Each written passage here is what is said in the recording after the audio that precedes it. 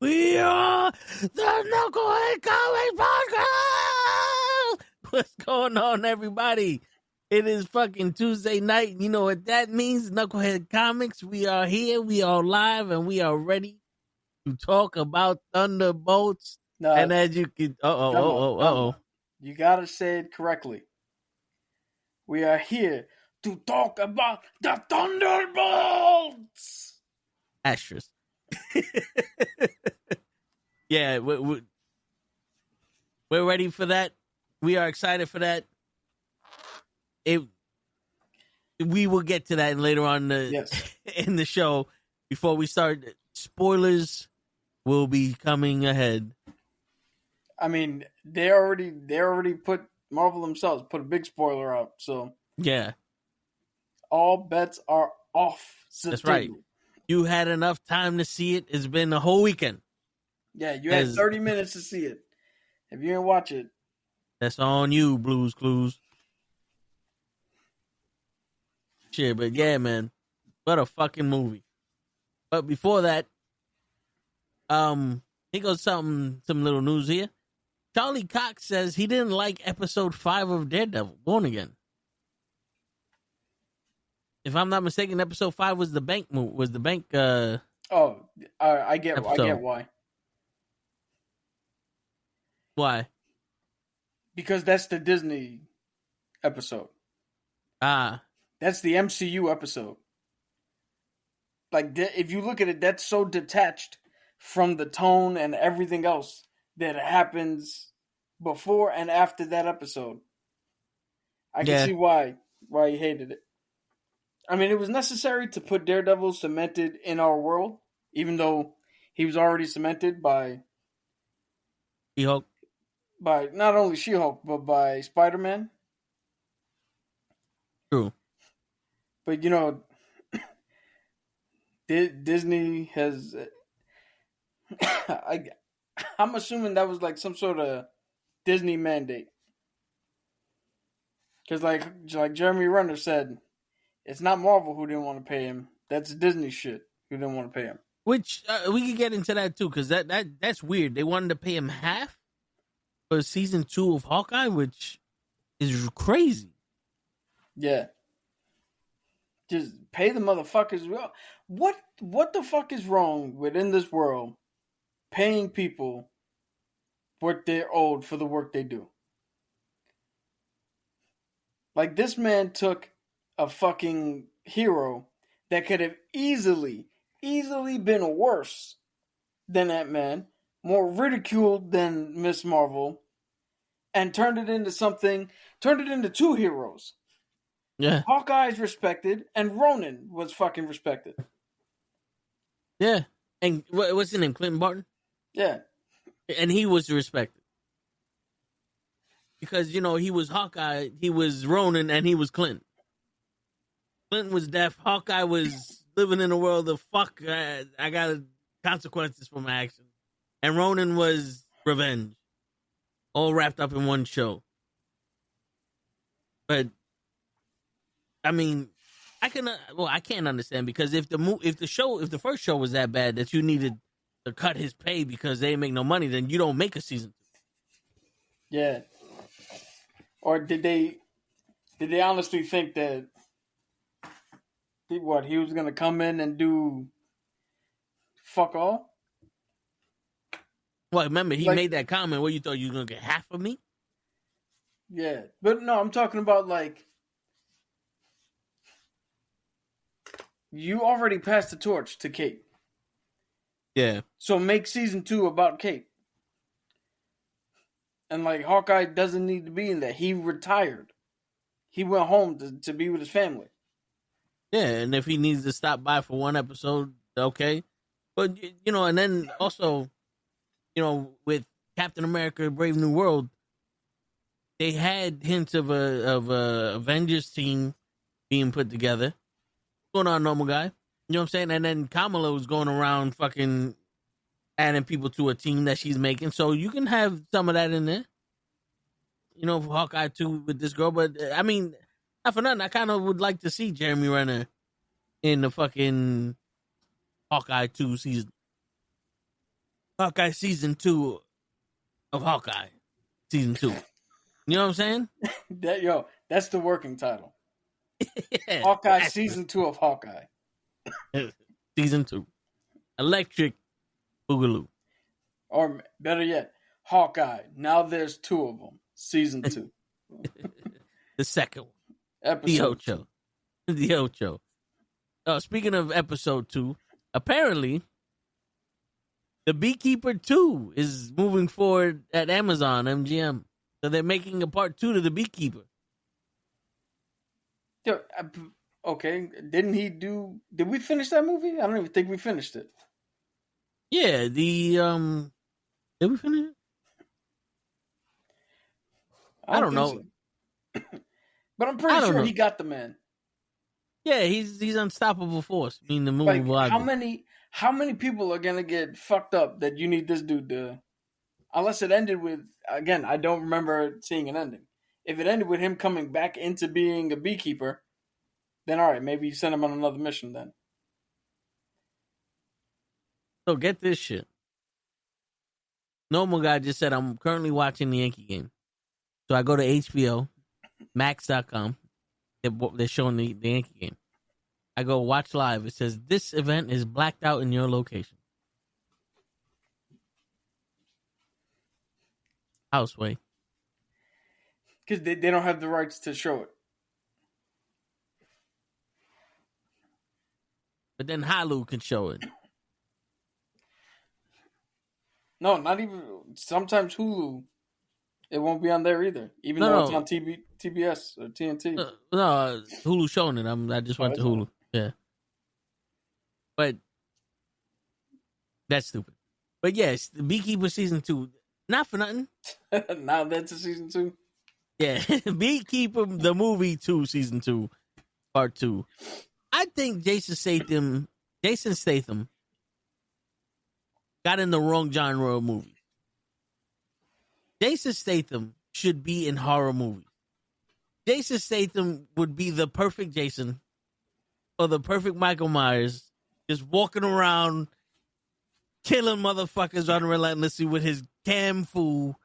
Like, that would be scary as shit. Imagine he's in a hockey mask and motherfuckers is going through his garden and he's like, shit, now I gotta kill a motherfucker. And he's just yakking away. Waka, waka, waka, waka.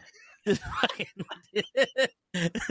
hacking away kung fu motherfuckers. Dude, on Halloween night, the last thing you want to do is take a stroll through the garden. Waka, waka, waka. The gardener. Yeah.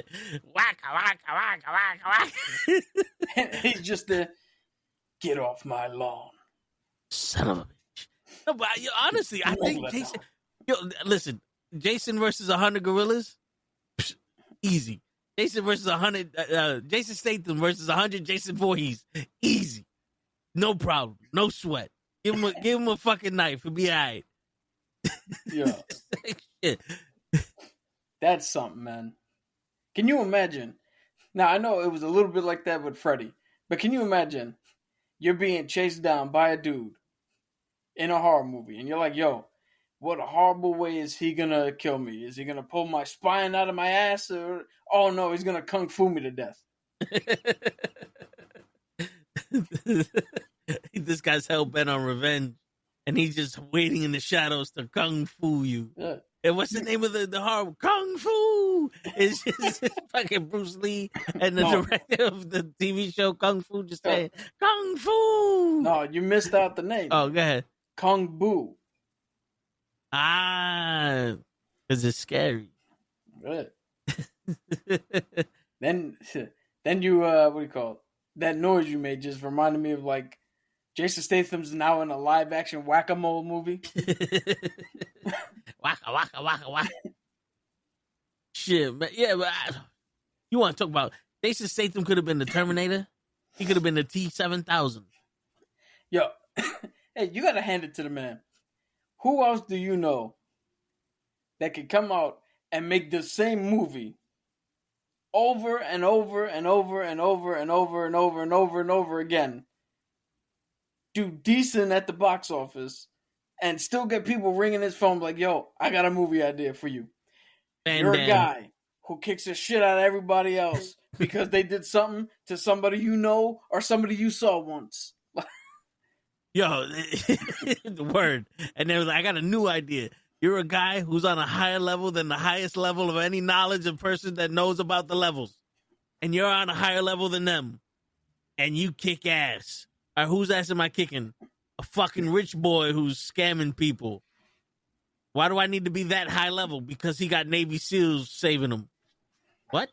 Oh, and by the way, you're going to just walk past a whole crew of cops in a building that they locked down and say, I'll be back to fuck you up. Give me a second. My man just said, I'm here. I'm going in there. I'm fucking him up. I'll be back for y'all. And he just walks in. Yo, I got the next Jason Statham movie right here. He goes into the bank. He's a normal guy. No military training, no nothing. He's just a regular man. The bank gets taken hostage, right? Because they're robbing the bank. The SWAT team, top dudes, they go in. They get murked by the fucking bad guys. And the only person left to do anything about it is Jason Statham. Just a normal man with no training. And to give it some kind of gravitas, he is the manager's assistant. And the manager called in sick. You got to get this vault open, Jason Statham, because now we have your daughter. Oh, here you go. No. I think I got it. I'm reworking this, right? Because this is what Hollywood does. Rewrite. Yeah. Rewrite. So we're rewriting this bank movie. Hey, hello, come back. We got to shoot some more scenes. Yeah. So now, Jason Statham is a blind guy who's trying to get a loan, right? He's in the bank. They deny him the loan. He leaves the bank, but on the way out, he smells the bad guys coming in, and he's got to walk back in the bank. And now, as a blind man, he's got to kick the shit out of everybody in that bank. And they don't know he's blind. So how does he fuck with him? He puts all the lights on to make shit even. And by the way, if you didn't catch that, this for anybody playing the home game, yeah, I just described the episode 5 of Daredevil. Yeah, what's going on, Mr. Loki? But yeah, Jason Statham returning this August as Jason Statham kicks ass in The Beekeeper, Season 2, Episode 2, movie title 2, Yo. The Working Man. Dude, you remember that movie we saw, JCVD?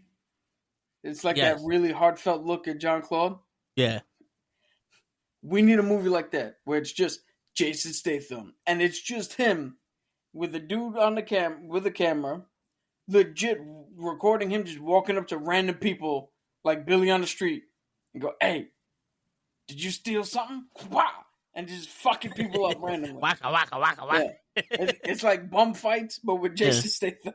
Oi, you watched my last movie? Oi, punch him in the face. You got to do it.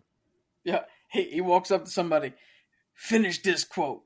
It's a, and as soon as they go to say Megalodon, wow, right in the throat, fucking chokes him out. I knew you was a fucking Megalodon. Yo, you know, not for nothing, I think Jason Statham should have been Johnny Cage in Mortal Kombat. Nah. That motherfucker should have been Kano. But Kano can't fight in the shows. Huh? Kano can't fight. We need him to be somebody who's going to do some shit. Dude, Kano can fight. The original fucking game, he was a killer. He wasn't a Muppet. That was just waka waka. Goodbye, Azar. Was that shit that he said on the boat? I can remember that. Come on, he's eating the turkey leg. For a guy with all this power, you have such a crummy boat.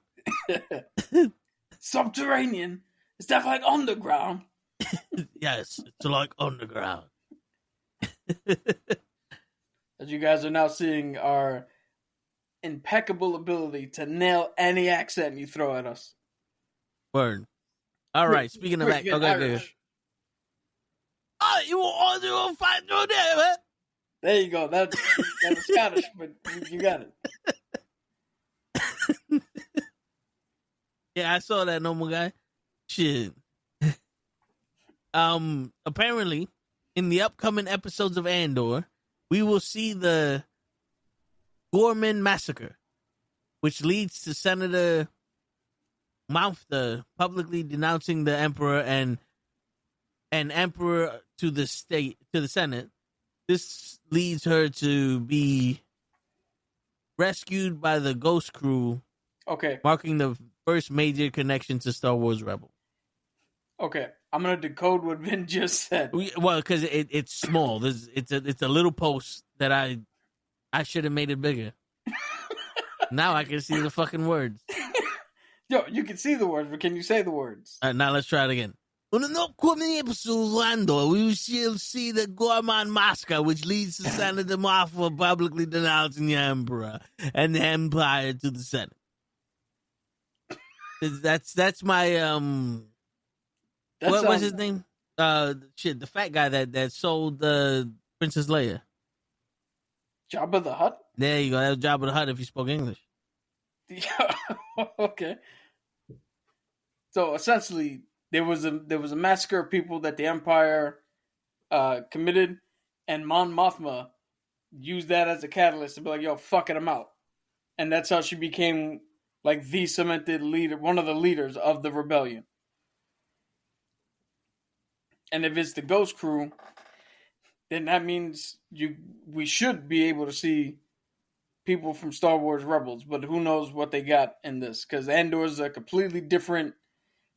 Andor's like Daredevil, and if they put the Rebels live action people in there, that's going to be episode 5. That's going to be the weird Disney episode in a tone, in a show that's supposed to have a serious tone. That's why episode 2 was so fucking weird. With that little, when he got trapped on that planet with the idiot fucking faction that split itself. Yeah. But we will return next week with in-depth review of the last 3 episodes and whatever other episodes came out of Andor. Because today is all about one thing. The Thunderbolts. Once we get there. That's right. Denzel Washington's playing Hannibal. Apparently he's a Greek warrior. Hannibal of Carthage in Antoine Fuqua's next. Antoine Fuqua. There you go. I gotta see what that word is. The Black Greek Squad. Well, yeah, apparently he's doing that, but I don't know.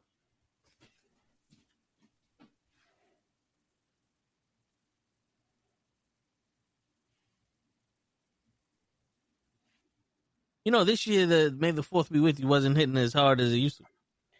Well, if they stop fucking up, then maybe it'll. I'm trying. Oh, here you go. Henry Cavill's Voltron movie wraps filming in Australia. Oh shit! It wrapped filming. It wrapped filming. Yo, if you guys don't know.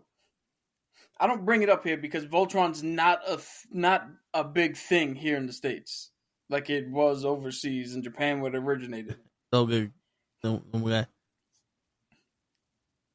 You don't know how big of a fan I am of Voltron. And when I started young, because my dad got me into it with the fucking tapes. If Henry Cavill can nail Voltron and make this movie good, and I just need it to be as good as the first Pacific Rim. It's got to be on that level. right? Giant robot fighting giant monster. If it could be that good, Henry Cavill has my support for whatever the fuck he wants to do. So you're saying that Henry Cavill should take over the DCEU?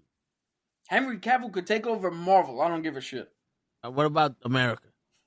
Who? America. America. Fuck it. If he wants to run for America, let him run. Japan revealed Star Wars stuff, but before May 4th anyway. Well, because doesn't Japan get to 4 before us? Technically. They're 13 hours ahead of us. By the time we get to May 4th, they're May 5th. But I don't know if I'm bugging or not, but Darth Vader, who was Anakin when he killed the kids, he came out to Cody Rhodes' song when they introduced him in the convention. What? You know that convention where they say the news for all the Star Wars shit that's coming up? Yeah, the Star Wars con, yeah. Yeah. He came out, and I don't know if this was fan made, but they had Cody Rhodes' entrance music playing while he did it, but I don't know if that's fake or not.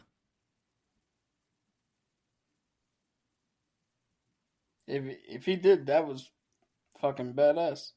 Because you know what's funny? It starts off with wrestling has more than one royal family, and you see that it's just like Star Wars has more than one royal family. Palpatine and the Skywalkers. Palpatine the Skywalker. Palpatine is his own family. As many times as he comes back from the dead. Somehow Palpatine returned. Yo. And it's Star Wars Celebration, guys. There you go. So Fortnite. Somebody fucking pointed this out, which was hilarious.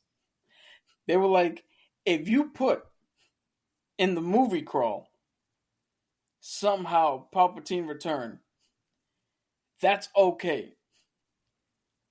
Because the movie should tell us how.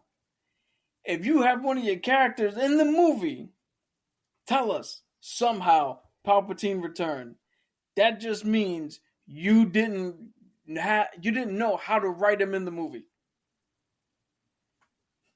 Yeah. Listen. Why do you need words and shit to describe things? Just somehow it happened. Now live with it. Don't worry about it. Mind your fucking business. Shit. Yeah. It's like a mechanic. You bring your car, it's broken, it don't work. It's like, yo, I got it to run. Somehow I got that shit to run. Yeah. I don't care. Here goes $50 and let's be on my way. The whole movie can't be like that because the big point of the ending, kill me, take all my power, become the dark side. Ray, how you gonna stop Emperor Palpatine? I'm gonna fucking kill him. Did he not just say to do that? Yeah, but if she wants to kill him, it's okay. But if she didn't want to kill him and she killed him, it's the problem. No, I got it. So it's like the thing where I'm like, yo, I'm thirsty. And you're like, oh, I'll get you a water. I'm like, no. I'm thirsty. I'll get the water. I want you to sympathize that you know what it's like to be thirsty also. Fucking White Man Can't Jump. Can't believe you have fucking people don't know that movie reference. Well, foods with the letter Q for 200. One. Well, oh yeah. So like I was saying, Fortnite has a season now for Star Wars. Yo, they came out with the commercial where it goes, "You want to know how Palpatine somehow came back to life?" And it was Darth Vader healing him while he was downed. You know how you could revive people? It was Darth Vader revive, and then they just started emojiing. Yo, they did the Darth Jar Jar Binks in Fortnite. Yeah. Oh shit! I gotta check that out. Ahmed Best was like, "Yo," when he's always loved that theory. So when they came back to, like, when they said they were gonna do it, he wanted to be a part of it. So I don't know if he voiced it or some shit. Okay. Shit. What's the next thing after Star Wars? After Andor?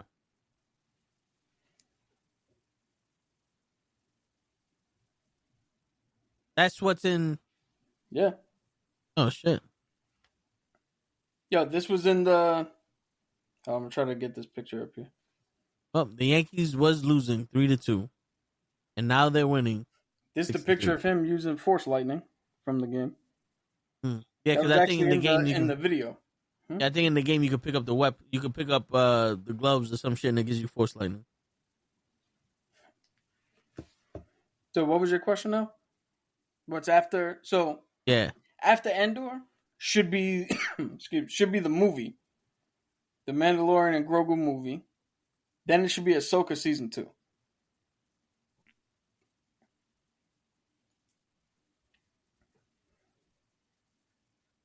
Shit. Yeah, I'm not gonna lie. So wait, Andor the movie? No, Andor. Okay. Mandalorian and Grogu movie. Okay. Ahsoka season 2. Ahsoka season. All right. You're not gonna lie. I'm not gonna lie. Andor season 1 was from wall to wall, really good show. Andor season 2, the first 3 episodes we saw are like an anime. Everybody says if you don't get hooked on the first episode of an anime, give it 3 episodes. And if you're not hooked by then it's not for you. And this one was like, okay, the first one, all right. The second one was like, ugh, gotta get through it. Then the third one did some shit, unnecessary fucking shit. Yeah. That now I'm like, all right, this is not, we're not watching Star Wars. This is The Wire. Yeah. Well, you know, you don't need to convince us that the fucking, what are they? The Republic? The Empire. The Empire is bad. Like, we know this. We kind of figured that out after the first 9 movies, 4 TV shows, 5 cartoons, and a partridge in a pear tree. Just tell the fucking story. Yo, somehow Palpatine returned. But they're gonna fully show us how this guy's a fucking asshole. Yeah. Oh, I don't think you understand how much of an asshole this guy is. Yo, in the writing room, they wrote it, and the producer was like, hold on, time out. You're gonna imply? I don't think they're gonna get it. If you imply it, I don't think they're gonna get it. I think we need to go full bore and just show the attempt. And then, not only that, because I still don't think they're gonna get it. You gotta say the words. Yeah. And the crazy shit is that's not what Star Wars is about. Like they implied Princess Leia, being sold on that market, with Jabba the Hutt, because she was dressed like that. But they never got to the point where there was an auction and she was just a slave. It was like, all right, yeah, you got this chick dressed like some shit. All right, cool. Here goes Luke. Kill everyone and get Han Solo out of the freeze dry. Like, yeah, it was more of a he held me captive and made me wear this stupid shit. Yeah. But I was never in, I was able to walk out of there. But yeah, no, you don't need that. If that's not what you buy, you don't need that. Fucking what is this running for? Anyway, yeah. So Voltron, going back to that, we all know how detailed Henry Cavill is when it comes to reproducing other people's work. Like he with the sword wasn't right, and he said, "Nah, make that fucking sword again. I'm not walking around here as the Witcher with that stupid ass sword." I'm hoping that we get a fucking accurate Voltron robot, and we're not looking at some Power Ranger shit. But see, this is the weird thing. This is the fucking manga and anime that started the craze for Power Rangers and all the other fucking ripoffs. But like I said, in America, Voltron has a following, but it's not super culturally relevant, right? Because even the Netflix animated series was good, but I kind of fell off watching it, even though I'm a massive fan. Nobody else, it's not in the zeitgeist. Yeah. So it's gonna be people who don't know showing up, going, "Oh, this is like Power Rangers," or "Oh, this is like something else." When you're like, "No, stupid. This is what inspired everything else." But we watched it out of order. But I just hope that he goes, well, we can make shit like this serious also.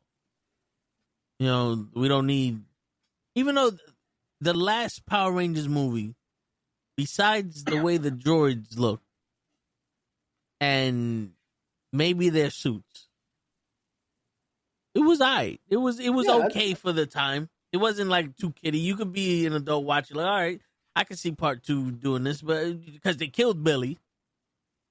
So that was like, oh shit, they killed Billy. They killed the black kid who's autistic. That's fucking convenient. Bold move, Cotton. Yeah, you kill that one. But yeah, so I just like Pacific Rim was adultish. Like it was for adults. It wasn't a kids movie. Yeah, like but I hope it's better than Pacific Rim though. Like I'm not saying Pacific Rim wasn't bad. I want it to be like Real Steel. I actually think Pacific Rim is better than Real Steel. When it comes to the robots? Yeah, when it comes to the way the action was framed and how Guillermo del Toro like set everything up. Okay, I can see that. I was just saying like the gravitas of it because it like Real Steel seemed like this is what the future is really gonna be like, and we're getting a glimpse of this. Well. Real Steel needed that because it was supposed to be gone. Huh? Don Madley just hit a grand slam. Don Madley? Well, the guy who has Don Madley's mustache. Oh. I call him Don Madley because I don't know his fucking name. He's number 28. He just hit a grand slam. Austin Wells. Anybody who knows Yankee sports knows that the mustache gets passed down. Yeah, Austin Wells. He just hit a grand slam. What was I saying?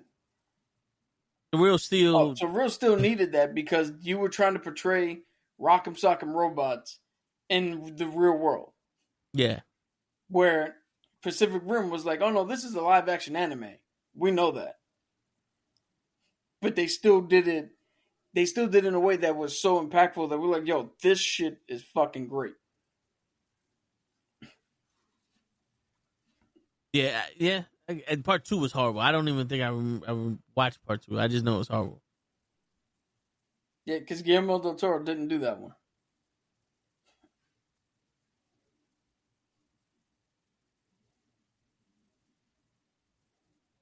I don't know why I'm looking at a picture. Matter of fact, I'll show you the picture. That's what made me quiet. I'm trying to figure. I don't know if you ever seen this shit before. Wonder Woman is ripping Superman's skeleton out of his body. No, I wouldn't have thought that was possible. Wonder Woman Dead Earth. Wonder Woman uses Superman's spine and skull as a weapon. Give me a second, guys. Yeah, I don't think that's possible either. But that's crazy. All right, let's see what else we got for the news. Eric. Okay. The fucking guys from Smallville will all share a scene in The Boys season 5. I don't know why they have their names when their names are crazy. It's like Eric Krapkick, Jensen Ackles, Jared Padalecki, and Misha Collins. I don't know why. Just say the fucking guys from Smallville are they Smallville? Now I don't even know who the fuck they are. Yeah, I think this is Smallville. They the guys from Smallville. Hold on, you know what? Let's fucking look up Eric Capelli. See where the fuck he's at.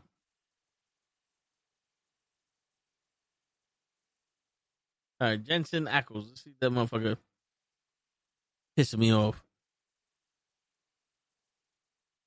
Which I never seen Smallville. Oh, that's fucking oh, it's Supernatural. Okay, yeah, so it was Supernatural. But he's fuck his name.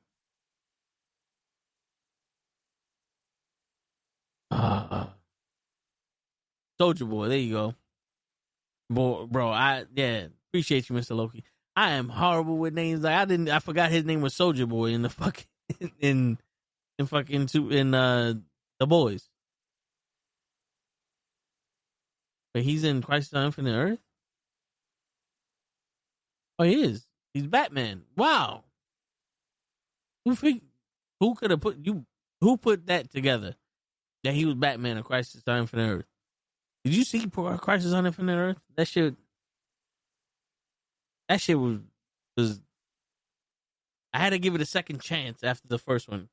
Like, this shit is boring.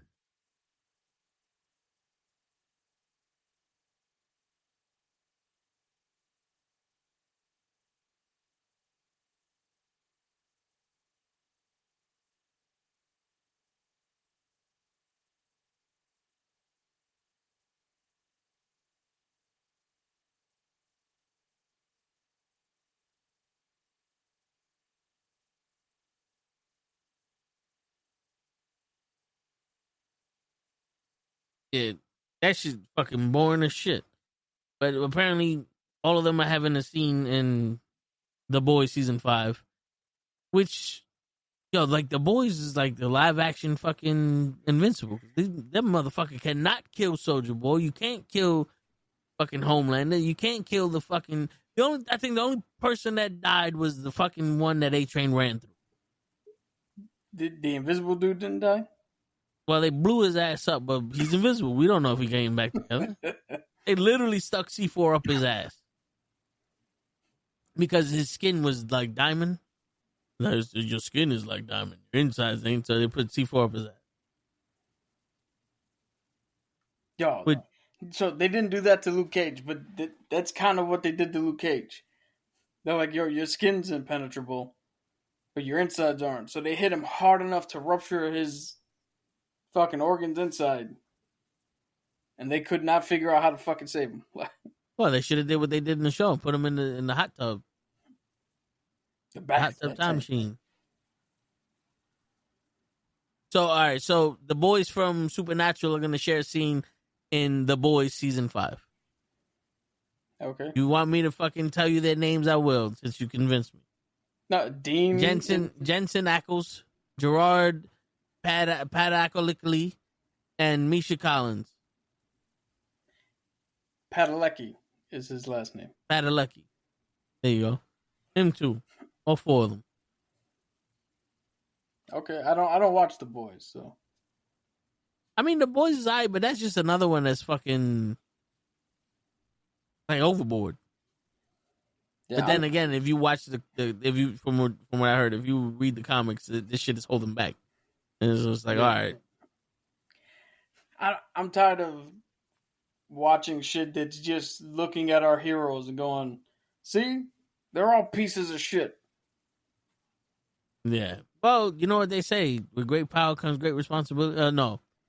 My favorite Marvel superhero is Superman. With great power comes great responsibility. But what I'm trying to say is I know, because my favorite, one of my favorite superheroes is Green Lantern. We all know his creed, Wakanda forever. Yeah. So what I'm trying to say is power corrupts, and absolute power corrupts absolutely. So that's a famous saying for famous people, for famous times. So when you have absolute power, you're going to be corrupted absolutely. 90% of the time. Anyway, other news. I'm trying to see. Box office. $74 million, I think, debut for Thunderbolts, #1 movie in America. It made more. It actually made more money overseas $88 million, I think, for $100 and something million worldwide. Number one movie in the world, which came in lower than the estimates. But if you remember, if you go back into our catalog, you notice that I said Thunderbolts was probably going to be the lower moneymaker, the least moneymaker, but the best movie out of the three coming out. So Fantastic Four, you now have a high bar. Yeah. The bar is not. Yeah. The bar is not lowered. It's not lowered. Because I'm not comparing you to all the bullshit. I'm comparing you to the good shit now. Word. What up, Tyson? So here goes a little quote for you. Silly putty implies the existence of serious putty. Someone goes, I believe that's called C4.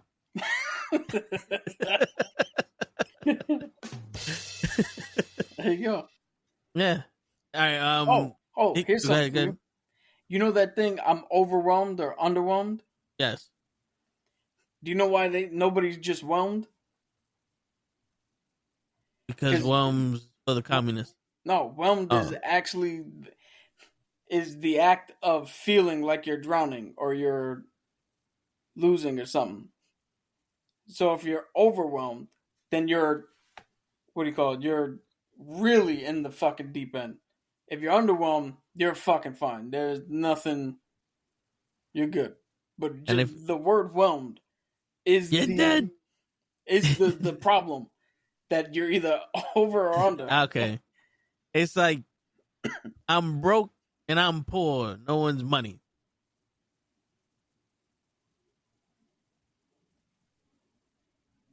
I don't know if you heard what I just said. I heard I'm broke or I'm poor, and that's all I heard. In my head, I was like, broke and poor, not the opposite end of the spectrum. Like, this goes to show you my mindset. I'm broke or I'm poor. There ain't no money here. That's how you know that me and Toe are fucking living on the bottom. We don't even know what the other side. We think that if you're broke, you're doing way better if you have no money. At least I'm broke, and I'm not some dude who doesn't have any money. Shit. Talk about well enough. Just to whelmed or whelm. Engulfed, submerged, or buried. All right. Engulfed, submerged, or buried. Yep. So that's why, cause I looked it up because somebody did a great short where they're playing the different languages, and the French language came up, was like, hey, English, what is this? And it's like, oh, underwhelmed or overwhelmed. Like, he explained it. And then the French guy was like, oh, well, I'm whelmed. He's like, no, you can't say that. That's not a thing. He's like, why? He's like, because it's just not a thing. He's like, no, I'm going to fucking say it, because if you don't know what it means, then we get to just fucking say it. So I looked it up. I was like, that's true. Why wouldn't you just say it? Oh, shit. So now you know, because you're over and under it, you can't just be buried. Because whelmed is like try. You do or you don't. There is no try. Yeah. There you go. It's you're either broke or you're poor. There is no money here. Either way. Either way, sir. Get out of my store. No, you know what? It kind of makes sense, because if you're broke, that implies you had money. If you're poor, that implies you never had money. That's right. And there still ain't no money here. No matter how justification you get it. All right, here goes a little fun fact for you.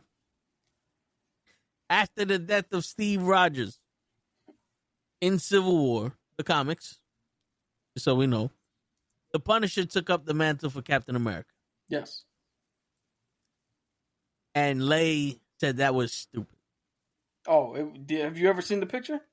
Yeah, I'm looking at it. I've shown it a few times on here. Nick Fury personally asked Frank Castle to take over that mantle. Why?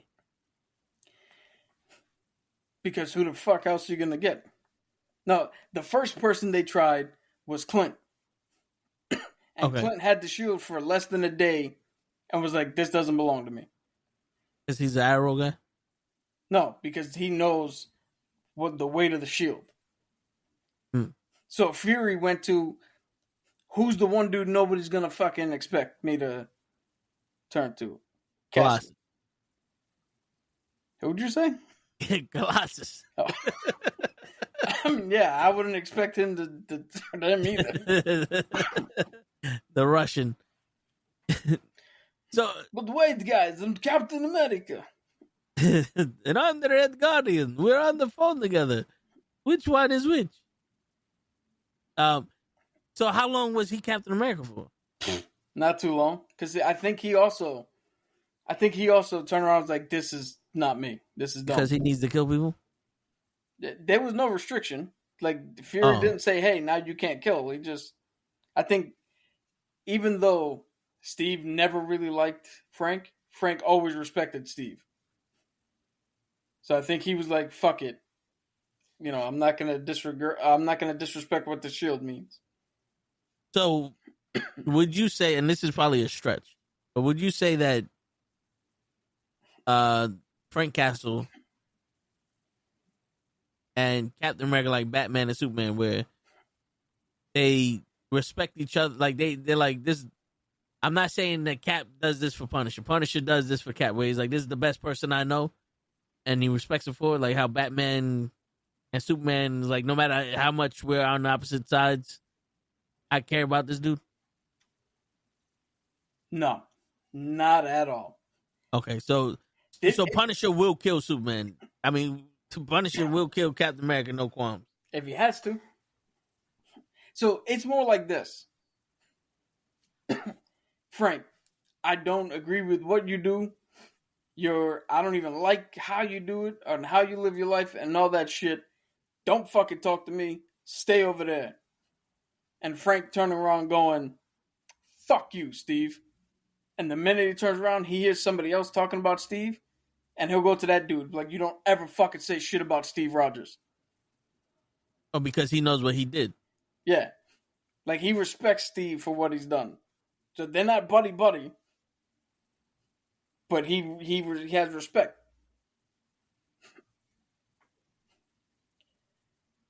And this is all going back to Hydra and how Cap doesn't...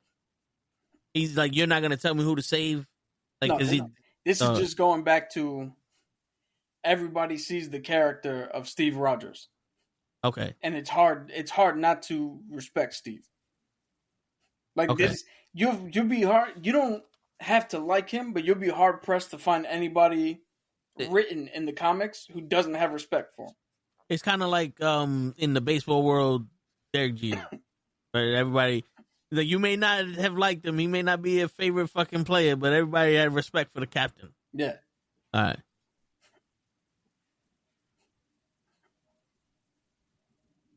Who would win in the fight? Sandy Koufax or... No, Punisher or Captain America. Is this a fight to the death or just a fist fight? Because if it's a fight to the death and they have no weapons, I think Frank is going to resort to underhanded tactics because he's just trying to get the kill and get out.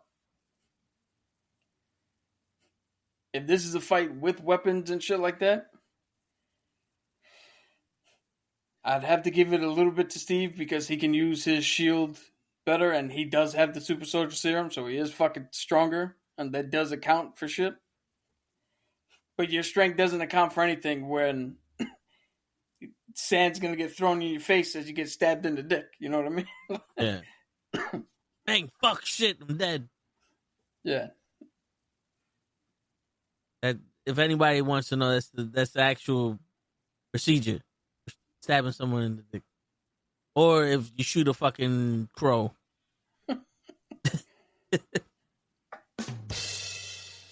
Yes, because to us, the first one still exists. No. To us, the first one's the only one. Well, nah, I like 3. I like 2 and 3. I'm not gonna lie. I like fucking 2 and 3. Those 3 exist. I don't know anything about a 4th or a 5th remake. I don't. Oh, I got the real crow in this hand, and in this hand, I'm like, I don't even know. There's nothing. What happened here? But all right, you want to get down to the nitty and the gritty? Hell yeah! All right, we gave everybody a chance to go see it. The word. Now we fuck up your lives. Oh, let me see something. Yo, can I do the intro? Yeah. Ladies and gentlemen, it is now time for the main event discussion, our review of the new Avengers. Spoiler number 1. How do you like them apples? What do you think this meant? Well, the other side. Huh? My thing is the other side. Oh, to me, it's right there. There you go. That's weird. Right. Yeah. Riverside don't give a shit what you see. Who cares what you see? We're only here for the people. Yes. Give the people what they want. They want it on the left side. You're fucking with my timetable. May 3rd, 2025. The release of the Thunderbolts. The first showing. By the end of that show, we have been witness to the release of the new Avengers. Because it's no longer the Thunderbolts. It's the new Avengers. Yo, I am surprised that going in Sunday, that wasn't spoiled for us. Me too. Well, I'm actually, I don't go on social media, so I had no fucking, there's no way I can know. But I'm surprised there wasn't like already a commercial or some shit. Yeah. No, word. Or walking into the theater, they already replaced the sign line. Yeah. We gave our predictions. Let's talk about that. We gave our predictions of the asterisk. And I was like, yo. I said I knew I was wrong. Yeah. And I was like, yo, they're probably just going to fucking change the name of the movie right then and there. They're going to end it with, boom, this is the new name, Shaquanda. Yeah, you're right. We wrong on the name, but right. Yeah. I did not expect them to be the new Avengers. Maybe the Dark Avengers or the Suicide People. the Squadron of Suicidals? Yeah, the Super Duper Squad. The Super People. Because, hey, they were foreshadowing it when the Senate said that when they were trying to impeach D. Fontaine. You don't call him the Secretary of Defense. Yo, that was kind of funny. Yeah. Dude, before we get into the movie, Julia Louis-Dreyfus was doing an interview and said that she wanted to fight somebody in this movie. And they were like, what? She's like, yeah, I'm in the action movie. Let me throw a punch or something. So she spent a week training with the stunt team. And she had a whole fight scene with this dude where she beat the shit out of this guy. And when the movie came out, which we saw, all that got left in where she walked up and briefly punched him as the camera cut away. When the fuck was that? Right when they were about to shoot at Bob. They were shooting at him, and she was trying to get him to stop, so she ran over to Hank. Oh, yeah. Just, it was super quick. She just shit. And then they cut. Cause she didn't do the whack-em sound. Whack. You know what it is? Because I think it would have been distasteful to do a head scissors takeover.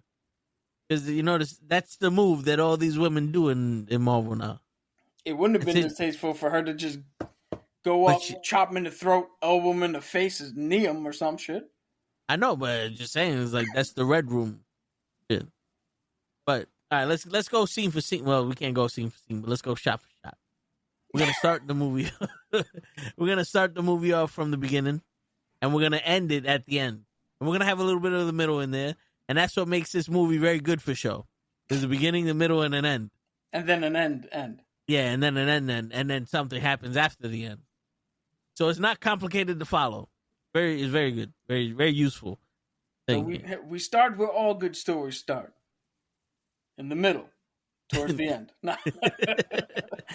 No, but yeah, we're going with Elena, and she's sitting on the roof. Yeah, they set the tone already. Yeah, by talking about the other side of shit that you don't see in superhero movies.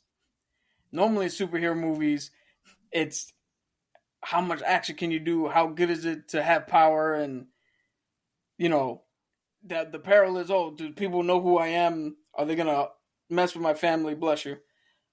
But here we get to see the other side. What happens when you don't have a fulfilling life? Where what you're doing doesn't fucking mean shit to you, and you have no support system. Yeah. Because life isn't always rainbows and sunshine. And with Bob, I'm so glad they did this because that is a major part of that character. And they didn't shy away from it. And they didn't try to do some stupid shit with it. They kept it grounded. They kept it heartfelt. They kept it respectful. Yeah. So yeah, she jumps off the roof of this fucking really big ass building. Parachutes in. It was in the Middle East, right? Somewhere in the Middle East. I think in Dubai. I think. I don't know if that's where the movie tells us she was, but I think that's the building they were. Yeah.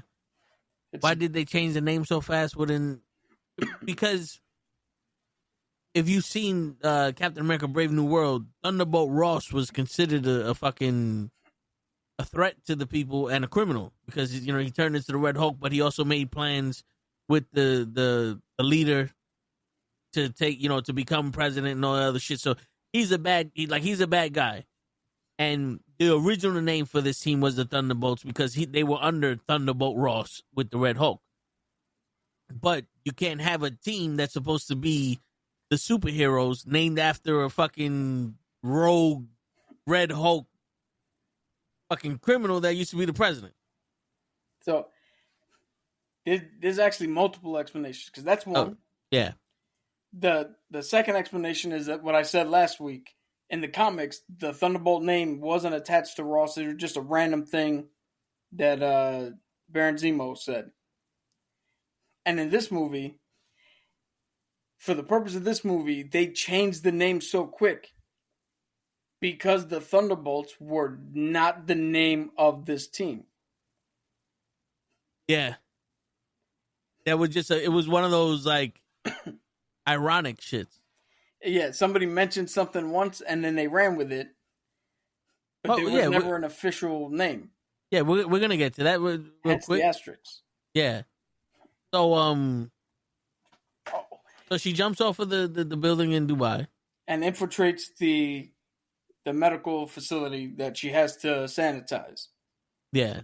AKA destroy everything. Yeah. Did you notice the shadows on the wall? Yes, but it didn't come through until later on in the movie where they actually showed it. So, this is where I had the advantage of watching the coming attractions and seeing certain things. When I saw that, I was like, oh, shit. I know what that means already. Ah. Okay. So her mission that she chose to accept was, well, all right, backstory. DeFontaine is trying to be impeached. Whatever she's doing, she's failing at it. So other people took over. Bucky and his people, they set up a investigation and a trial to impeach her, and she was a part of this company that was trying to develop super people, super soldier serums and all that other shit, which is illegal. So she had Elena and other operatives destroy evidence so that way she wouldn't be able to be impeached, and she's squeaky clean. So Elena now is trying to destroy some part of evidence that's behind the wall that she needs facial recognition for, and she's just sitting there talking about some story to a dude that's tied up, and she's like, hello, you ain't even listening to me. Like, you're a bad hostage. And then the doctor comes in, and she's like, oh, wait, let me guess. You made something revolutionary. It's going to change the world, blah, blah, blah. I don't care. Give me your face. I want to open the door. Which is dope, because as much as people, want to say shit about comic book movies or action movies, I find it, I love it when people have their own personalities in movies, and they're always that personality. It fits everywhere. But think about it. If you was that good at your job and you was bored, wouldn't you be doing the same shit?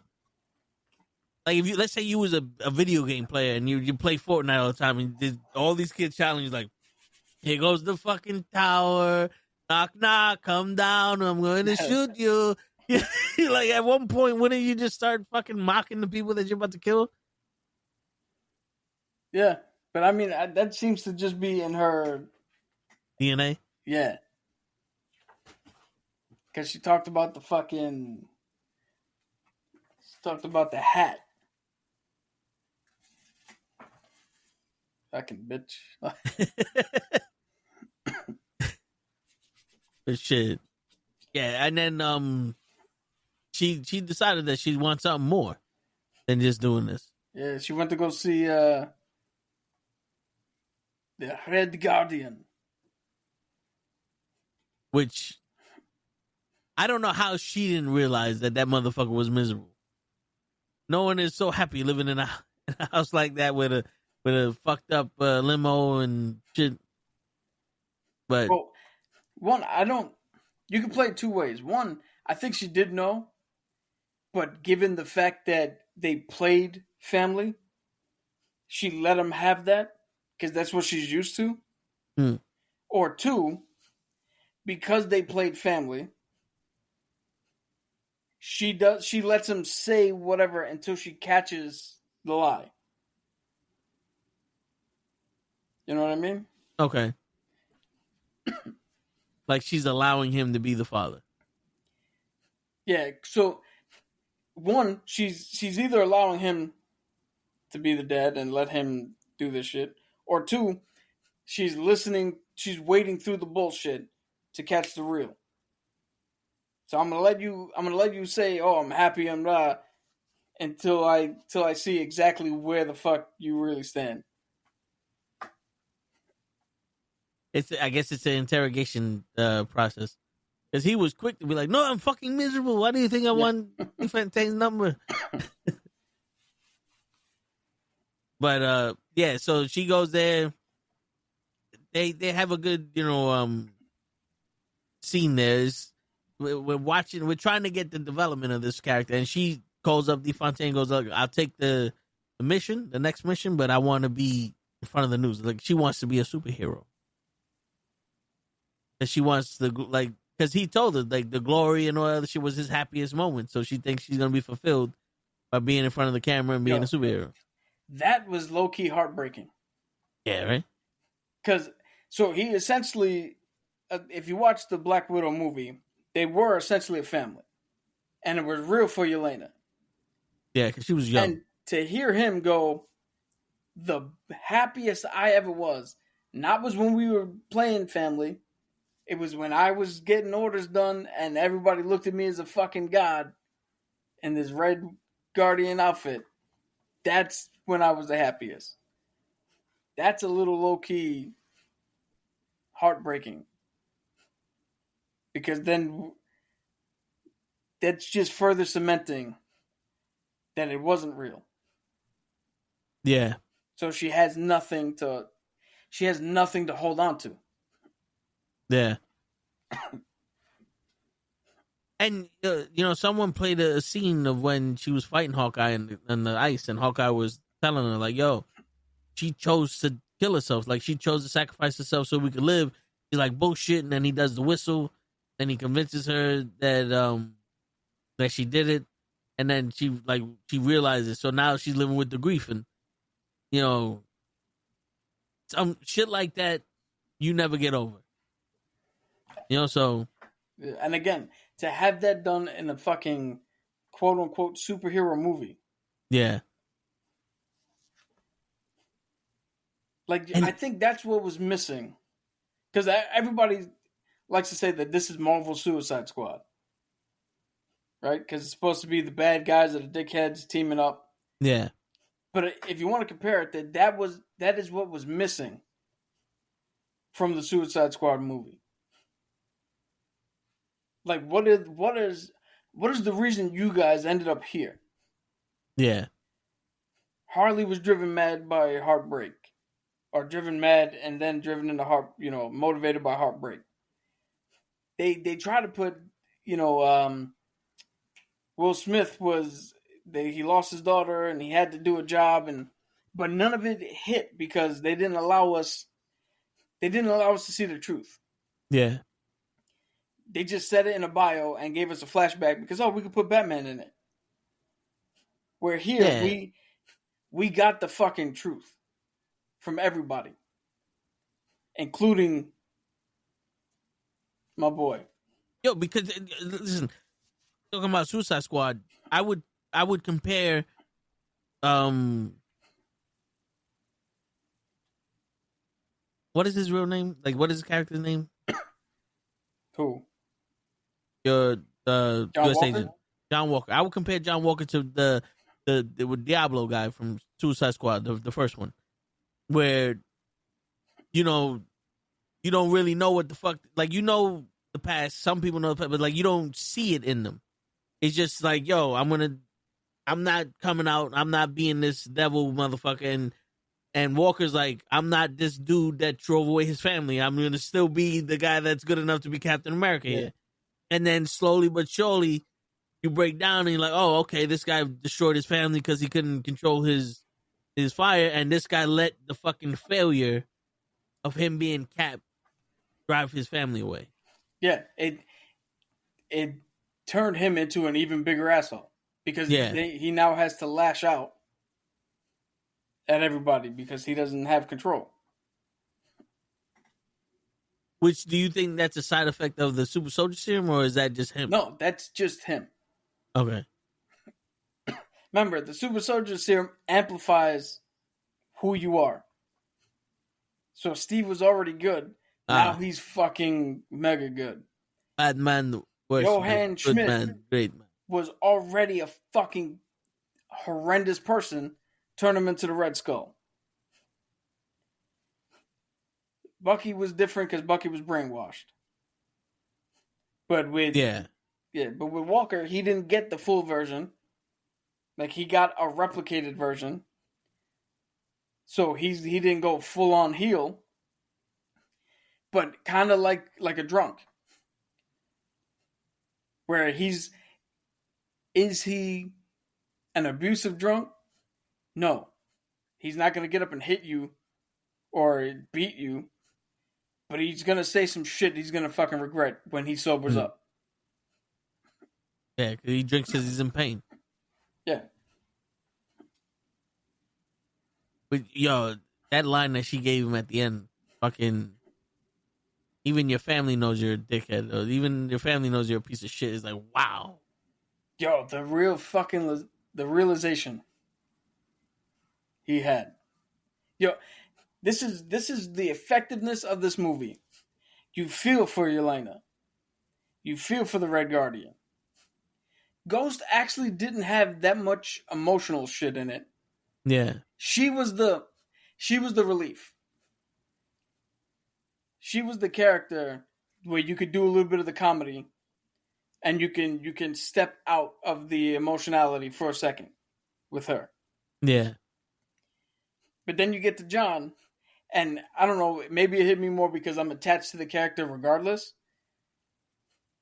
But I know we're skipping around a bit. But when he touched Bob, and they go to that scene where the baby's, sitting there wanting attention, and he's just on his phone, and he's like, "What? I'm watching the fucking kid. He's fine. You don't like the way I do? You fucking come in here." He didn't curse, but he was like, "You come in here, what?" I was in my head disappointed. I was like, "God damn it, John." I almost felt like that Rocky thing. That's how losing is done, and that ain't you. Like, no, yeah. Shit, that was disappointing to see that shit. So they get the new mission. She gets a new mission. She has to follow an asset into a secret location and eliminate him. Turns out she's following Ghost. Then we get probably the coolest, and it's a very cool action scene, but the coolest concept of a fucking showdown, where she's there to fight Ghost. John Walker shows up to kill her. Ghost is there to kill John Walker. No, Ghost is there to kill Taskmaster. Oh, yeah. Taskmaster's there to kill John. And none of them are interfering with other people. I'm only here for Yelena. I don't give a shit what Ghost is doing. Like, if they fight each other, yeah. But I'm not here for Ghost. So if she don't do shit to me, I'm not doing shit to her. I'm here for my target. And that fucking ping-ponging, it's a dope concept. Because it reframes you from having to ask the question, well, why wouldn't you just turn around and see Walker's dealing with that and just pop Walker in the back? I'm not here for Walker. Yeah. I'm here to eliminate my target, and that's it. It's like when Taskmaster said to Elena, "Is like, I'm not here for you." Yeah, that's first surprise of the movie, which is probably Leigh's favorite part of this movie. Yeah, they take the Taskmaster mask up to reveal that it is the same actress, and then almost immediately, Ghost snipes her in the head. Yeah, that was crazy. She fricasseed right in front of her ass. Yeah. And right off the bat, you're like, okay, we playing for keeps. Word. Because that made that scene like, oh, this shit is dope. Serious. Because it's like, oh no, you're watching killers here. Yeah. This isn't Iron Man and Bucky and Cap fighting each other because they're mad. No, this is killers. And sorry, Leigh, I know you don't like this girl, but I actually like this version of what we saw from this Taskmaster, because she was, again, using elements of other people's shit, and then she went toe-to-toe with John, shield to shield, and to see her outuse the shield, because she knows how he would do it, how Cap would do it, that was fucking dope. Yeah. That was the fluidity of all that shit was fucking crazy. And then Bob comes in. There was a thing where I think John went to go swing over her, and she bounced the shield off the ground underneath his swing to get him. Possibly. I have to rewatch that shit because, a lot of stuff gets lost when you follow the movie. When you don't know what you're looking at, yeah. Yeah, it's like, oh, that shit's dope. Then you get into the movies, like, oh, shit, yeah, wait. That fight scene, they did do this. Because, the brain is processing. And then you try to remember, and it's like, all right, let me remember the last thing, the most important thing, or whatever the thing may be. But, yeah, so then Bob comes out of a casket. Yeah, which we find out not even the second twist. Because if you saw the trailer, you knew. But if you didn't see the trailer, second twist, Dee Fontaine just sent them all there so they could be incinerated. Yeah. She was cleaning up all loose ends. Which was funny. You don't hear the siren? Maybe that's them coming to come and pick me up after I kill y'all motherfuckers. Yeah. You don't feel the instant heat the room has now, how much hotter the room is? It's like, bro, stop. This motherfucker was so full of himself. Like, I came here to kill y'all motherfuckers. They coming here to rescue me. Like, they coming here to pick my ass up. So let's stop fucking around. Let me finish. Let me kill you. Let me kill you just once. Then they're like, oh. So they had a protocol for ghosts. Anytime she tried to phase through the wall, a sonic scream would come and disrupt her. So they're like, yo, we gotta look for the power source, which led to some shit where I like John, where I like Walker, where they find it, and Yelena's like, all right, how do I hotwire and rewire? And he just came up and bashed the shit. It's like, let's go. This is how you fucking... You want the door open? Break it. And then the shit would stop, and she can walk through. Word. Then we get that tense moment where you're like, okay, I thought, because on all the posters, Taskmaster's there. Which I don't know if she's in the new posters. She's probably not in the new ones. You know what? I'm going to look this up.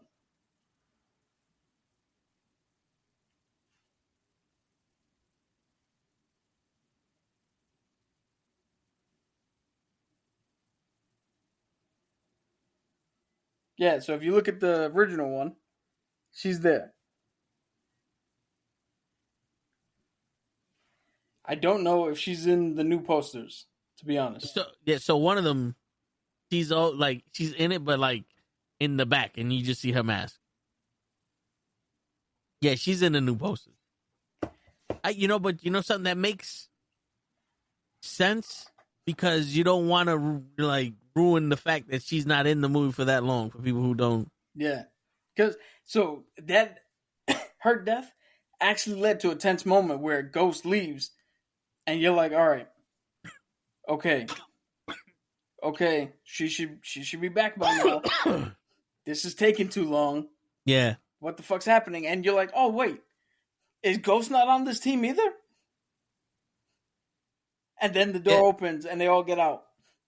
And this is a low-key funny line, which I don't know if people heard or if they appreciated. John was like, oh, you came back for us.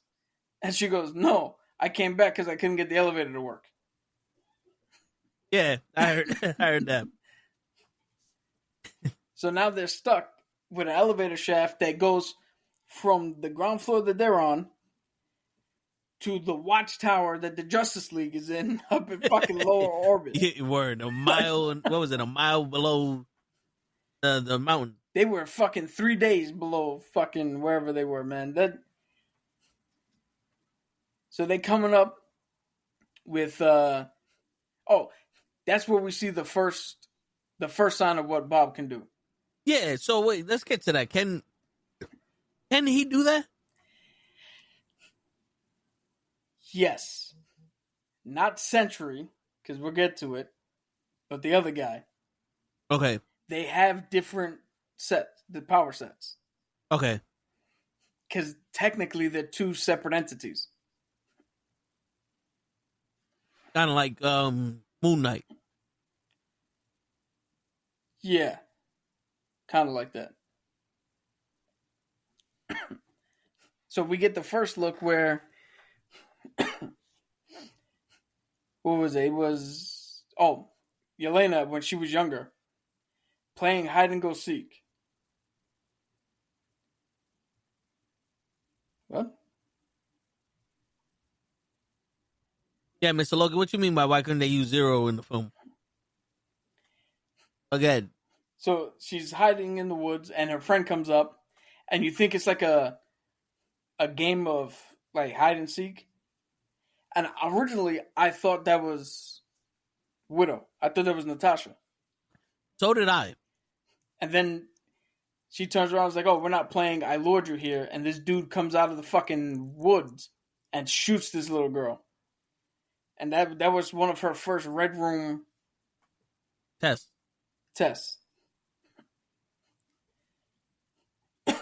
And then we go into the next thing where they're trying to get out. They make the plan to lock arms and walk up the side of this thing. So they're in like the elevator shaft. The elevator shaft is like a cylinder. Yeah. It's a circle. It's not a square. No, it's like a circle. And I guess it would work when you got Bob, who doesn't know how strong he is, Walker, who does know how strong he is, and the other two who are trying their best to hold up their end. They're actually making it.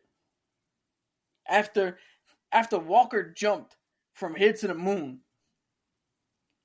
and fucking didn't get close. Like, I've never even seen Steve jump that high. Like he fucking got up there. So they do all that. They finally make it. They make it to the top. But then they come to the realization, how the fuck are they going to get everybody up there? And that's when the craziest cameo happened. Kurt Russell showed up for one scene, for one line. When I say that, I mean Wyatt Russell turned 100% as if he fucking transmuted into Kurt Russell. He sounded like him. He looked like him. Yeah. His mannerisms were him. He shook his head like him. Yeah. Where he just like, fine, fuck it, I'll do it myself. Like, give me that fucking thing. That was fucking bananas. Yeah. Oh, Zemo. Because I think Zemo was either... I can't remember how it ended. If he was caught again or if he's on the run. No, wasn't he in Wakanda? They did not leave Zemo in Wakanda. Unless they arrested him. Yeah, didn't they want him? If he's in a Wakandan prison? No. Zemo blew up the rest of the super soldiers. No, that's in the movie. Not in the TV show. No, the fucking the flag smashers. Remember they were all getting arrested, and he blew up the truck that they were in. Yeah. But he did it. He called somebody, so he was in a prison. Okay. Because I remember distinctly now. He was on the phone with somebody. His driver. Like, it's done. Yeah. Yeah. So Zemo's away. That's why he wasn't in the film. Word. He was chilling with Isaiah Washington. Yeah.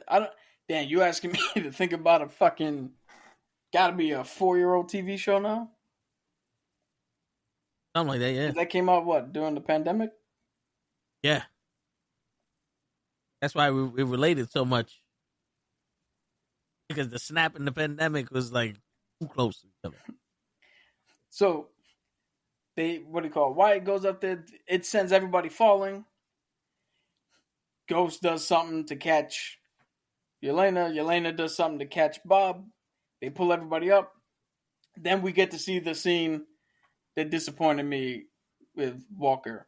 Because he touches Bob and goes into that scene where he's supposed to be watching his kid who wants a little bit of attention in the crib, who's technically fine, but wants some attention. And John's just on his phone reading once again for probably the 450th time the failure of the new Captain America.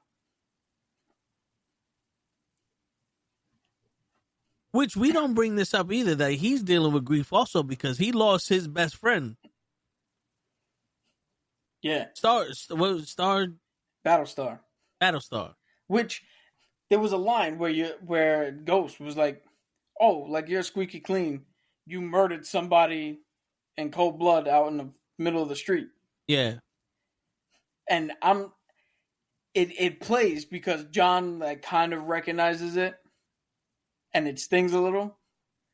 But in reality, This man killed his fucking... Yeah, he was a super soldier, and he killed Battlestar. He killed his fucking partner. So he's not an innocent man in the street. Yeah, and I don't know. This is the moral gray area that I like. Like, I love good guys and bad guys, but if you're gonna if you want to do something interesting, give me somebody that's in a gray area where you're like, yo, he killed somebody in the middle of the street. And you're like, yeah. But if you found out why, you'd probably do the same. Yeah. And on top of that, you just took the serum. You don't really know what it does. You're fucking angry. You're not really seeing what you're seeing. Yeah. And you know what's the crazy shit is, you just brought that up. In that show, while Walker was the new Cap, the debate was, do you take the super soldier serum? Right? Brave New World, since Sam is the new Cap, he's always questioned why he never took that super soldier serum. Yeah, but you see the difference. Well, the one stupid difference, that the pedantic difference that people are gonna fucking get at is, but Sam has the magical Wakandan vibranium shit, blah blah blah. Yeah, but the actual debate is, you see a man, and Sam Wilson, who knows the world he lives in, and is like, I have to think of a better way to do this. Because I can't do what they do. That's why Cap gave him the shield. Versus a man like Walker, who turned around and said, I need to get as strong as them. I can't do what they do. Yeah, we gotta make this shit a fucking even playing field. Yeah, and that's why he doesn't deserve the fucking shield.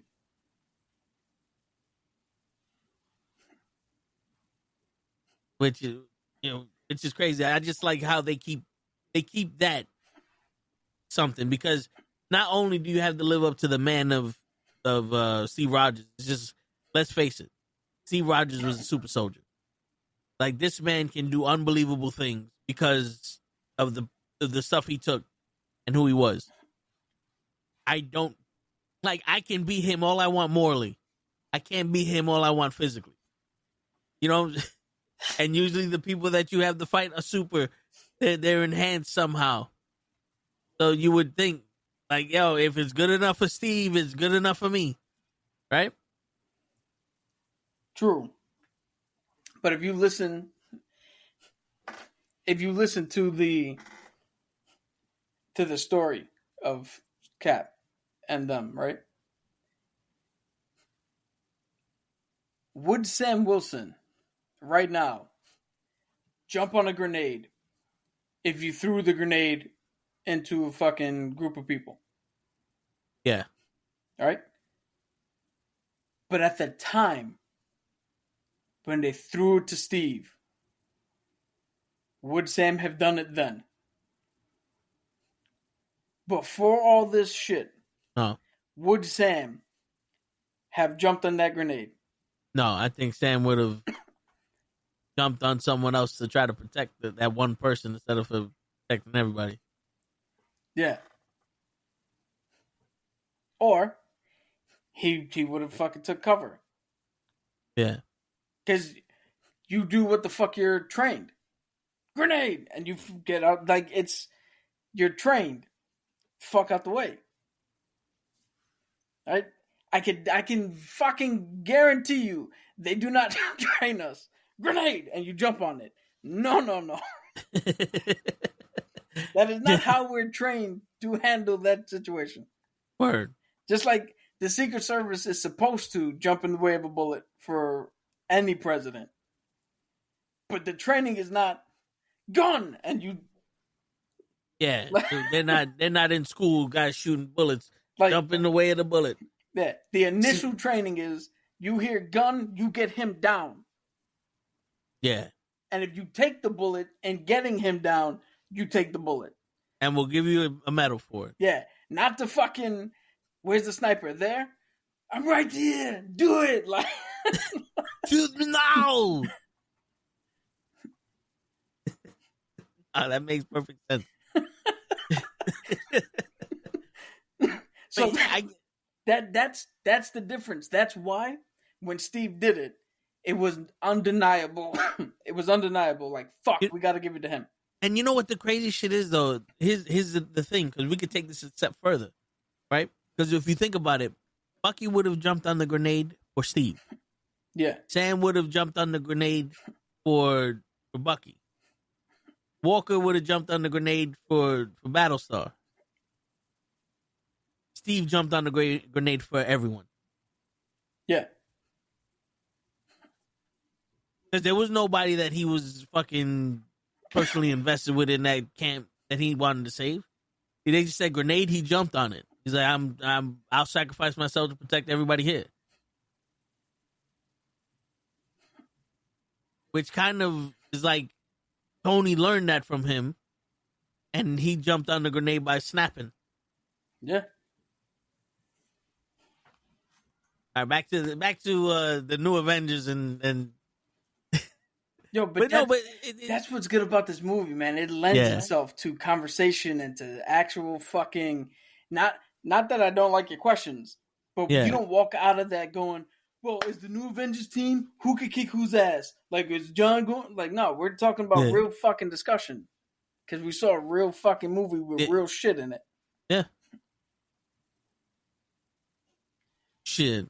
So they get out. They get up the thing, and they're trying to figure out how to get out. They're surrounded now because DeFontaine sent another kill squad. Yep. And around this time, that's when DeFontaine's assistant realized that there's someone there that was not invited. Yeah. Bob. Yeah. And they're trying, who the fuck is this guy? And they put two and two together. It's like, oh, this motherfucker survived the trials. And you know what the crazy shit is? Like, this is the true mark of the writing. Like, later on in the movie, you realize that Bob was not the one. He wasn't Steve Rogers. He was the people that they tested the super soldier serum on and got all the side effects to fix the shit before Steve Rogers got the fucking super soldier serum. To go like you said, go a little deeper. Bob wasn't the one. He was a one they had. Yeah. He survived by the grace of Bob. Yeah. And he just so happened, DeFontaine, instead of her saying, all right, we got to do something, she's like, fuck it. I got one. Let's roll with it. You know, it's like, yo, I never baked cupcakes, so I'm going to just do this batch to see how it works. Fuck. Get the best looking one, and we're going to give that to our boss now. We don't have any time. That's what it was. Yeah, and you accidentally made a lava cake. Yeah. On the outside, it looks good, but on the inside, that shit's nothing. Like, it's melted goop. Word. It's fucked up. Yeah, so then they... So Ghost leaves. Again. Well, they're telling the plan. And it's funny, and it's like... And then what does she do? Well, she goes and she leaves. Fuck. Fuck it. It still works with us, too. Then I think at that point, Ghost was like, oh, fuck this. I'm just going to get a call. You guys get out, and I'll pick you up later. I honestly think the same shit happened with the elevator. She couldn't get out. Where, no, she was like, I'm leaving. And it just so happened that the direction she was going, she ran into them and was like, well, fuck it. Get in. Yeah, their distraction caused her to be able to get a car. And she's like, you know something? These motherfuckers are really helping me out. Come on, get a ride. So we have a scene that depicts why I keep saying that, yeah, John is an asshole, but he's really misunderstood. Because Yelena's like, yo, I'm going to go blind them. So they come in. You wait for me to turn on the lights. You take out them in the second wave when they're blinded. And Walker is sitting there waiting. Nothing's happening. Yelena's talking with Bob. All this shit, hitting buttons like she knows what the fuck she's doing. Hits the thing, nothing happens, and she even goes like, "Why didn't that work?" And in my head, I was like, "Because you hit random buttons." Have you ever seen this before? Yeah, like you're working a dam here. This isn't a light switch. Like, what did you think you were doing? And I'm pretty sure I don't think all these temperature gauges and pressure gauges and switches is the lights. Maybe the breaker was the power, but you just overloaded the breaker. Yeah, you're turning on the first floor. How many switches you need to turn on the first? What, was you gonna blind them in the basement too? The light's so powerful in the basement is gonna fucking come up from underneath the mast. The mast is gonna blind them. The light in the heavens coming, and it's like shit. How many lights you need? So we see Walker actually wait until they did such a good job. I don't know. I can't speak for everybody else, but for me watching, they did such a good job that even I was like, okay, you got to go. Yeah. She failed. I know she failed. You got to fucking go, John. He's breathing on your neck, John. Yeah. Start kicking ass. Yeah. The call is coming from inside the house. Yeah. So then he says, "Fuck it." They took a plate of dinner. Yeah, like they're comfortable. Any closer, and his tongue would be in your throat. Word. So he takes off to kick the shit out of everybody, and he's even like, "Well, fuck it. I guess I got to do everything on my own." Kicks the shit out of everybody. She comes down. There's a big thing. She's like, "Fuck, Walker left me." She's trying to protect Bob. She gives Bob a gun, which is hilarious. She's like, "Yo, don't you think I should get a gun?" She's like, "No." And then a minute shit goes down. He's like, "Here's a gun." And he instantly, "How do I use this?" Right? My man, you just asked for one 10 minutes ago. You point and shoot it. Don't point it at me. Then they almost shoot John. Well, they shot at him. And they had the shield. So they get out. Ghost gets him the car. They put Bob in the back. They go. And if anybody has ever played Baldur's Gate 3 or D&D in general, we know that this is now the time where your party has an interaction where they got to talk themselves out of it or a big fight happens. And John failed the fucking charisma check 3 times in a row. Show me your ID. No. Yeah. Yeah. And then she goes, "Oh, this is a fucking perfect plan." So they're about to get fucked up. But Bob leaves the fucking car, tries to go to set up a distraction. He's sitting up front. They open fire on him. They light his ass up. That's where we get that brief fucking 1 millisecond scene of DeFontaine knocking somebody out. We think they think Bob is dead. The Thunderbolts are like, "Fuck it, he's dead. We gotta go." This motherfucker gets up, untouched, flies off into the sky. I think he ran out of oxygen, right? Because he wasn't used to it. Yeah. So he allowed his brain to think, "Oh shit," and he plummets back to Earth and explodes, which they explain later on in the movie. Did he explode? There was he not only left the crater, but there was a little bit of energy dispersion. Okay, because I know he hit the crater. Yeah, but remember they saw him. They saw it in the sky. Something flashed in the sky, and then he fell. Okay. Then what do you call it? we get the fucking thing where they're walking and they see a car, and you got to give it up to Red Guardian because they saw him and he got down, and apparently he saw them the whole time because he's honking his ass off like, "Yo, I see you." Deep.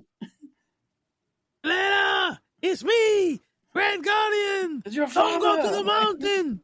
They're going to kill you in the mountain with the incinerator. Don't go. I heard. And she's like, "What? I don't know him." Like, no, obviously he knows you. He called you by your name.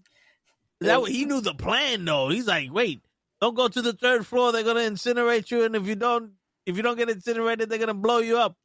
Like, how long were you driving this bitch for? Hey, like, that's why he took the job. It's like, shit, you got breach of contract, sir, because there's no way that you drove that car and did not sign a fucking DNR or, do not resuscitate or the no, you didn't hear shit pamphlet or whatever the fuck they call it. NDA. NDA, there you go. You didn't play for the NBA. Word. So the little bit that we skipped over is Bucky going up to the assistant and essentially telling him like, "Yo, flip so we can get this bitch arrested." They were at some functioning like fundraiser party or some shit. Yeah, because so the thing with the assistant and DeFontaine was the assistant was having some moral issues with killing these people. And she's, it's just like, "Yo, this isn't right, but you got to do whatever the fuck your boss tells you." And she's like, "Here, press the button and incinerate him." And she got nervous, so DeFontaine did it. Yeah. So it's one of those things like, "All right, you're going a little bit too far here, woman." When this shit was on the up and up, it's cool. But now that you're fucking killing people and destroying shit just because you don't want to get caught, now it sounds a little illegal. Yeah. Then they find Bob's body. They take him back to New York because we finally find out. Yet again, if you saw the trailer, you knew. But we finally found out who bought Avengers Tower. And it's DeFontaine and the Ox Corporation? Yeah, I think, yeah. I don't know how the fuck they spell it, but I think it's Ox Corporation. Which, by the way, in the comics was ran by a clone of DeFontaine. Which is hilarious. So they bring him back. Which leads to, again, if you saw the coming attraction, you knew what was happening. If you didn't, this was a fucking good scene. The movie's great. The marketing's got to stop. Marketing's weird because you got to get us into the theater, but you don't want to show too much of the good shit.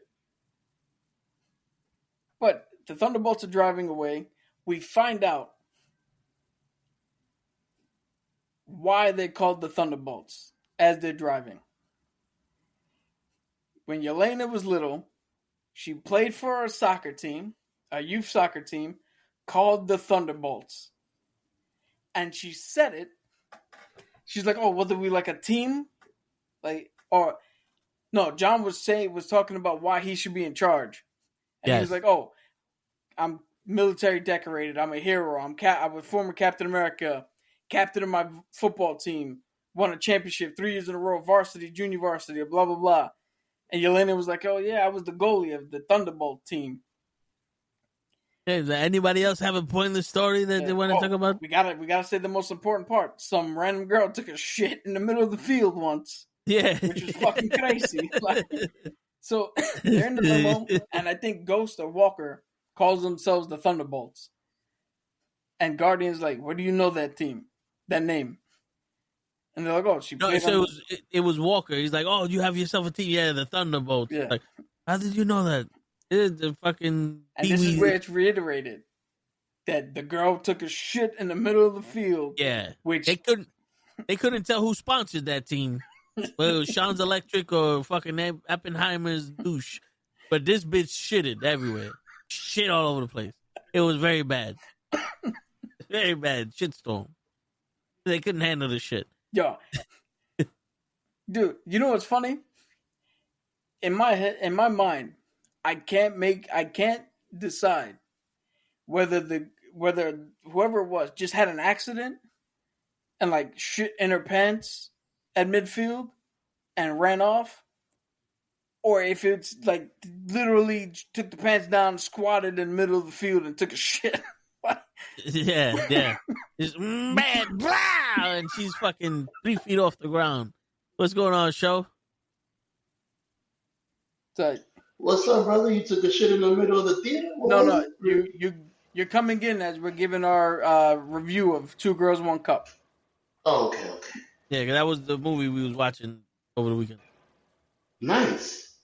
I didn't want you to to mess up the one that you actually went and watched. Yo, for me. Do you know you always come in the middle of me saying something? Yeah. Whether it's poignant or not. You never interrupt anybody else. And I can't tell if that's you or if that's him. Once it pops up, I bring him in because I know if he waits 3 seconds, he's like, yo, I'm out. I tried. I'll be back next week. I can't make it. My app's work. It was me. My apologies. You're my favorite guy in this whole network. I gotta make sure. Severely. So, did you see the movie? Probably not. No, that's why I wasn't here. I couldn't. Yeah, I wasn't gonna mess it up for you. Joe, that is not the reason why you weren't here. Hey, today it was. Normally it's not. So you in the bathroom? I am. Okay, so you're taking the shit in the middle of the field now. The middle of work. It's the only place I can hide. I don't want to be in front of everybody. Because of Andor. You didn't watch Andor. So wait a minute. Y'all talking about Thunderbolts or Andor? Thunderbolts. Oh, I was going to say the other name. You see? The new Avengers. You should know by now. Yeah. Hey, listen. Listen, man. You want to spoil the movie for yourself? That's on you. But I'm not going to spoil the movie for you. So after she took a shit on the field. Yeah, so they're talking. Bad guys catch up. Because, believe it or not, it's not really effective when you're honking your fucking horn in the middle of a desert when they're looking for escapees. Yeah, so of course, and they figure out where the... And we're here.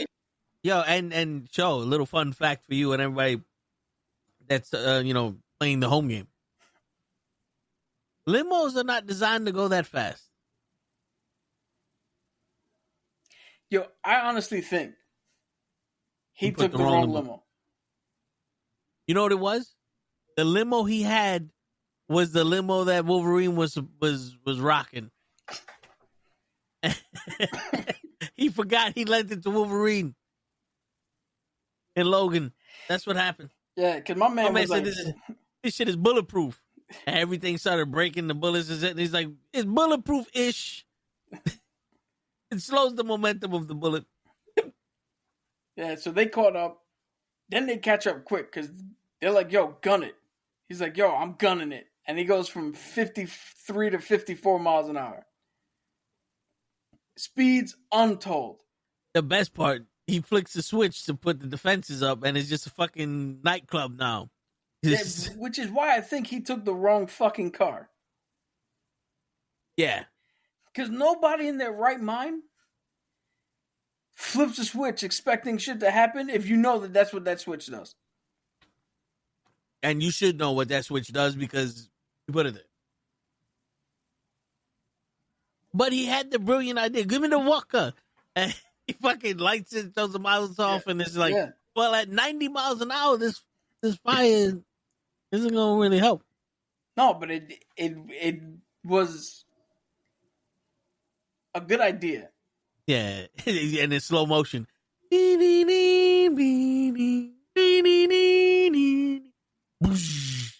Flame everywhere, and the guy's like, come on, motherfucker. Then we get Yelena getting out of the car, aiming up, and even he's like, "What the fuck are you gonna do? Get in the car. You're just gonna shoot with a fucking 9mm?" And then she fires, and the truck explodes, and everybody's like, "Wait, what the fuck just happened?" I was like, "What the fuck? She shot a cement cow?" Yeah. Then, like, what the fuck kind of bullet she had? No wonder she ain't shoot nobody in the fucking pyramid. Then you get crazy cameo number 2. Because all you hear is dun dun dun dun dun. Dun dun dun dun dun. Now, not actually, but this motherfucker Terminator 2 his way into this scene. Word. Bucky shows up on a motorcycle, flipping the fucking shotgun, taking out everybody. To the point where he takes a hook, he hooks one car, waits for it to fucking get taut, yanks it so that it fucking flips over. But he puts his hand in the ground to anchor it. To anchor. Which was kind of dope. Then he shoots the limo, and the limo fucking flips over. And we find out Bucky's not there to rescue them. This is twist number 3. All right, 3. 3. That was Steiner math. Or Terrence Howard. It's twist number 2. Twist number 3. You guys see how it loaded up? It was the asterisk.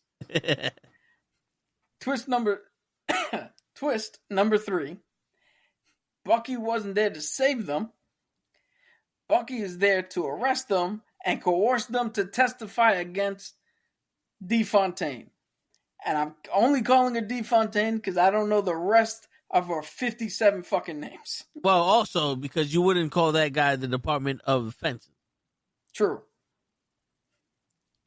They called her Fontaine, and she said, no, my name is DeFontaine. Yeah, she's like, you gotta put the duh in there. You see how he's the Department of Defenses? He's not the Department of Fences. Valentina Allegra DeFontaine. Sure. The phone. Yo, that sounds like the medical name for some sort of fucking pill. Yeah. Like if you suffer from allergies, take Allegra DeFontaine. Like whatever the fuck. I can't even say. Valentina Allegra DeFontaine. So he's got him like a perfume. Oh, hold up. They adopted one of these. So I'm looking at the images for, I was going to say, the gas station. But this is where they would be looking at the god. Taskmaster's there. What?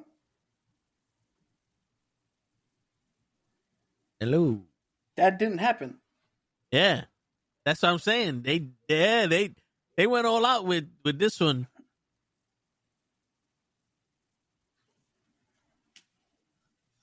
Okay. The phone thing. Yeah. So they take him back to New York. That's when DeFontaine tries to do her fucking Jedi mind trick, and she's rolling with it. He's the only one. Bob is the only one to pass and survive the Century Protocol. And she comes in with the fucking symbol and bullshits him, and then he bullshits her back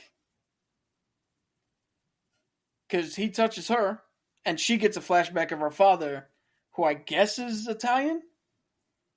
And I guess the mob came in and strong-armed him and killed him in front of her, even though they didn't know she was looking. And that turned her into a very American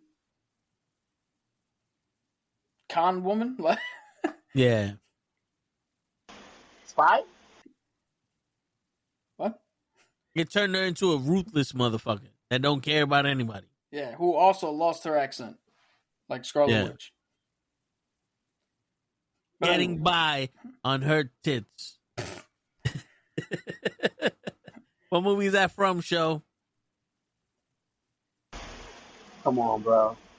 Ain't that from Endgame? No, it's from... Of course, come on. Come on. I forgot his name. The white guy. No, not Eddie Arcadian. Eddie Arcadian. The girl said it. Where you going? I know who said it. Class. What's her name? Cyndi Lauper. That's not Cyndi Lauper? No. Wow, that looks like it. It says Cyndi Lauper. Oh, that does not. You know, that don't look like girls who want to have fun? That's nowhere near Cyndi Lauper. But anyway. Yeah. But yeah, all right, so he tells her that he can control it. Yeah. Which is immediately fucking hilarious because they get into a thing of like, all right, well, let's see what you can do. And he's immediately like, I can't control this shit. I don't know what the fuck yeah, I don't know what I can do. He breaks glass and goes, I can do that? Yeah. It's like, you can control. How did you know you can control this if you can't do it? You don't know what you're doing. But it's crazy because she basically was, I don't give a fuck. He works. He's getting me out of jail. Boom. Do what we need to do. They talk about the death box or the kill switch. They remake a new one. And they put him in the thing and everybody comes to fight, which is funny because they're in the truck. He goes, what's your plan? And he just runs right through the front door, through the walls, and they start kicking everybody's ass. And DeFontaine is like, I just put that sheetrock in. I left the doors unlocked. You could have just walked up. I was waiting for you. Like, you were invited. Just come up.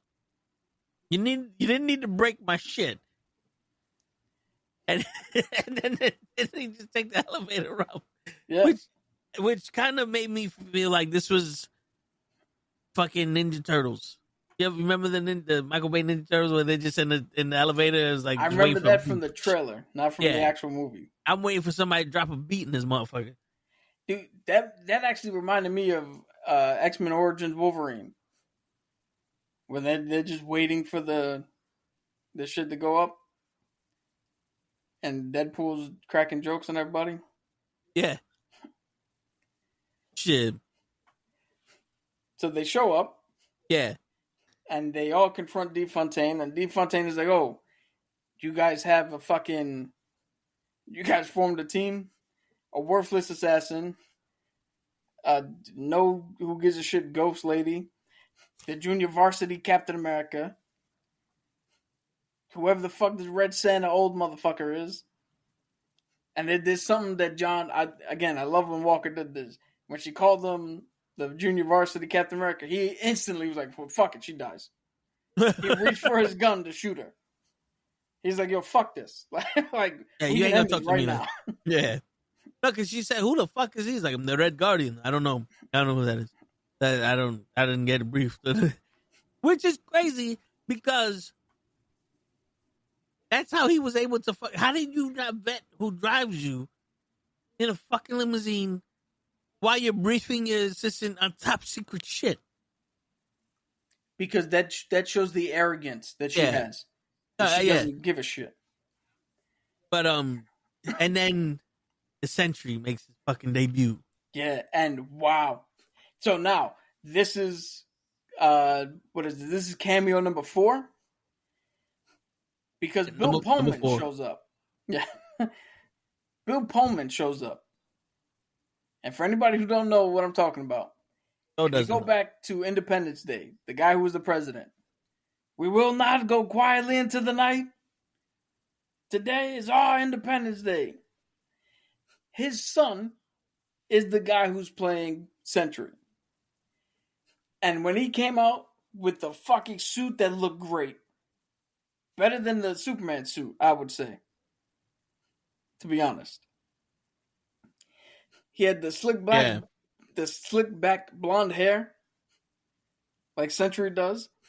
This motherfucker looked like his dad. Oh yeah, he did. It was I was like, yo, he looks like someone. And then when you mentioned it, like, oh, there you go. That's what he looks like. And yo, he comes out and beats the ever living shit out of everybody. It's like, yo, we saw what would happen if Superman fought Captain America. It's like, oh, okay. So if the Sentry was around during Thanos, he'd have whooped Thanos' ass. Like, Captain Marvel ain't got shit on this fucking guy. The way he was beating the shit out of these people, I was like, yo, this is Justice League done right. Yeah, so the reason that he could do that is because they didn't specify it in the movie. But he did get experimented on, and he was given a version of the Super Soldier Serum, a recreated version, and it gave him the power of like 20 suns or some shit. They said it. It was like 100 exploding suns or some shit. Yeah, but they said that part, but they didn't say the Super Soldier part. Okay. So he literally has the powers of exploding suns. So he can fly. He's super strong. He's invincible, which I don't know what that has to do with suns. But I guess, you know what? I guess it does because suns, they fly in outer space. Yeah. Yeah. Unlimited source of power. Yeah. The density would account for how strong and how impenetrable he is. And an exploding sun makes a black hole and would destroy the universe. So you would get to 50 of them. Yeah. Yeah. So I think he had heat vision at one point. He ripped Bucky's arm off and beat him with it. Yeah.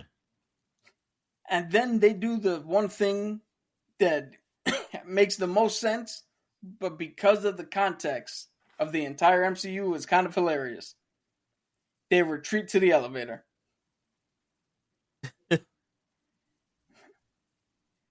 Like if that was gonna stop him. Yeah. Knowing that you'd have to be in there like prepared. But you see then his confidence where he's like, why am I listening to you? I'm a god. And she's like, well, you're throwing out the word god loosely. He's like, wait, you said that I can defeat the Avengers, and the Avengers had at least one god in it. Yeah. So that makes me a god, doesn't it? Like, I was like, yo, his math is mathing. The fucking, when he turned around and was like, why would I kill them? They are clearly not a threat to me. Yeah. Like, the man has a point. Word. So then we get to the big showdown. Because the other guy comes out. The Void. Well, no. Well, he hasn't fully come out yet. He started to change. Yeah, bro, he's starting to come out. But he grabbed DeFontaine because she was about to spill, kapow, and then he grabbed her by the throat, which... Oh, yo, how did I miss this part? Yeah. Yeah. She pulled out the kill switch, and he grabbed her by the throat, and he's like, I'll show you the power of a god, or some shit like that. And then the fucking assistant fucking whapped him. Hits the kill switch, to which, I don't know if I said it out loud, but in my head, I was like, you have made the worst mistake you've ever made in your life. You did say that out loud. Yeah, like they fucked up. Because now the other guy comes out. Which, did they officially call him the Void or no? Okay. Now, this is where I was like, all right, I need to know his powers. Because apparently, according to Lay, oh no, was it you who said it? They have two separate power sets. Yes, they have two separate power sets. So he can vanish people to the Void? Yeah. Okay. Which I didn't know they were doing that. I thought they were just going with him taking people out. I turn you to dust. Yeah. Which is why I appreciate this, because he starts literally turning everything into the Void.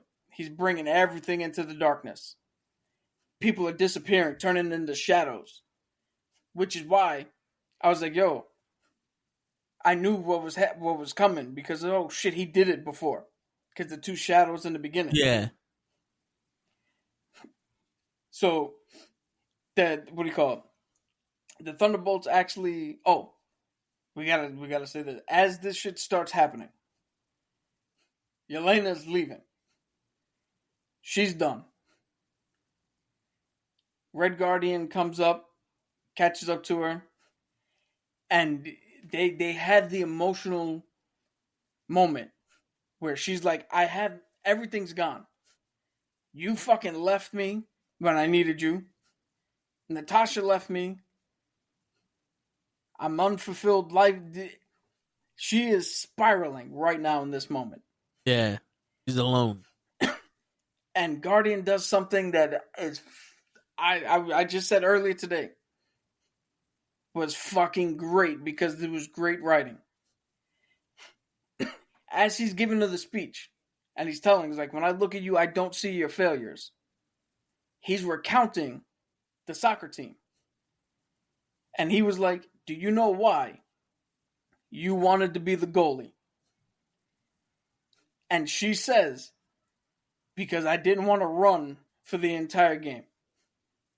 And instead of saying, like every other fucking movie would have done, instead of being like, no, it's because of this, he went, yeah, well, that too. But originally, you said you wanted to be there to protect everybody. You wanted to be the person everyone depends on. But you wanted to be the person everyone can depend on when they make a mistake. But that line of him acknowledging what she said and be like, yeah, that too. But it's so fucking deep because it gets the attention, or it comes across, I'm not talking at you. I am talking to you. Yeah. And it snaps her back. And she was like, oh, that was pretty good. Yeah.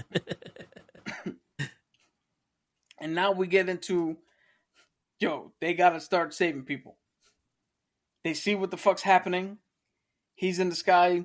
Darkness is coming. People are fucking vanishing. Yeah. At this point, also, everybody left. Like, you thought everybody split up and went their own separate ways. Because Elena walked one way and the Ghost walked another way. And yeah, it's like everybody's like, well, fuck it. It's over. We're gone. They left. So good. So people come back. Bucky saving people. Yelena saving people. Guardian saving people again. John shows back up. Ghost shows back up. Everybody's doing shit. Then there's a piece of a wall of a building that falls. About to crush somebody. John's first one to get there. But he's not strong enough. It's starting to waver. He's starting to waver. Ghost shows up. Yelena shows up. Bucky shows up. Guardian shows up. And they move this building, which, without context, they stopped the piece of a building from falling. The person left, and then they inexplicably spent another 3 minutes trying to push it over. Right? That's outside of context. Inside of context, they stopped the wall from crushing somebody. They saw John was struggling. So Ghost came in. Then Yelena had both of their back. Then Bucky had both of their back. Then Guardian came in. And together, they actually managed to overcome this. And they didn't just take the easy way and go, they're clear, drop it. Yeah. It's like the replacement players. Where he goes, just think about this. It's the first thing they did as a team. Yeah. And then we get the thing that shocked me. And everybody else in the theater as well. But when I watch a movie, it's a singular experience for me. Oh, yeah, yeah. So another part of the building's falling on this little girl. Guardian comes up. Bam. It breaks over his back. She's like, oh, thank you. And as she's about to thank him, boom, shadow. And I was like, oh, shit. Void is not fucking playing. But then they put in another twist that we'll get to in a second. Because everybody's freaking out. They're like, yo, how the fuck do we stop this guy? And they're like, yo, everybody run into the building. Run downstairs. Get inside. Take cover. And Yelena is like, nah, fuck that. She stands at the edge of the void. And like she did in the beginning, she leaps. And because they just did the thing with the girl, I was like, holy shit. That's it. I was like, she succumbed to the void. Yeah. But then that's when they bring out the twist. Is that a good thing? I'm sorry. Huh? No. So, all right. So, before they talk about the twist, that's when Guardian starts screaming. They hold him back and they put him in like this little alleyway type shit. And they're trying to figure out what to do. And Ghost makes a mention, what if she did that for a reason?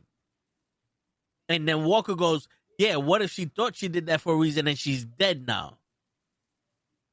You know, and it's like, this is all legitimate shit. Like, what if she knows something and she did that because there's something on the other side?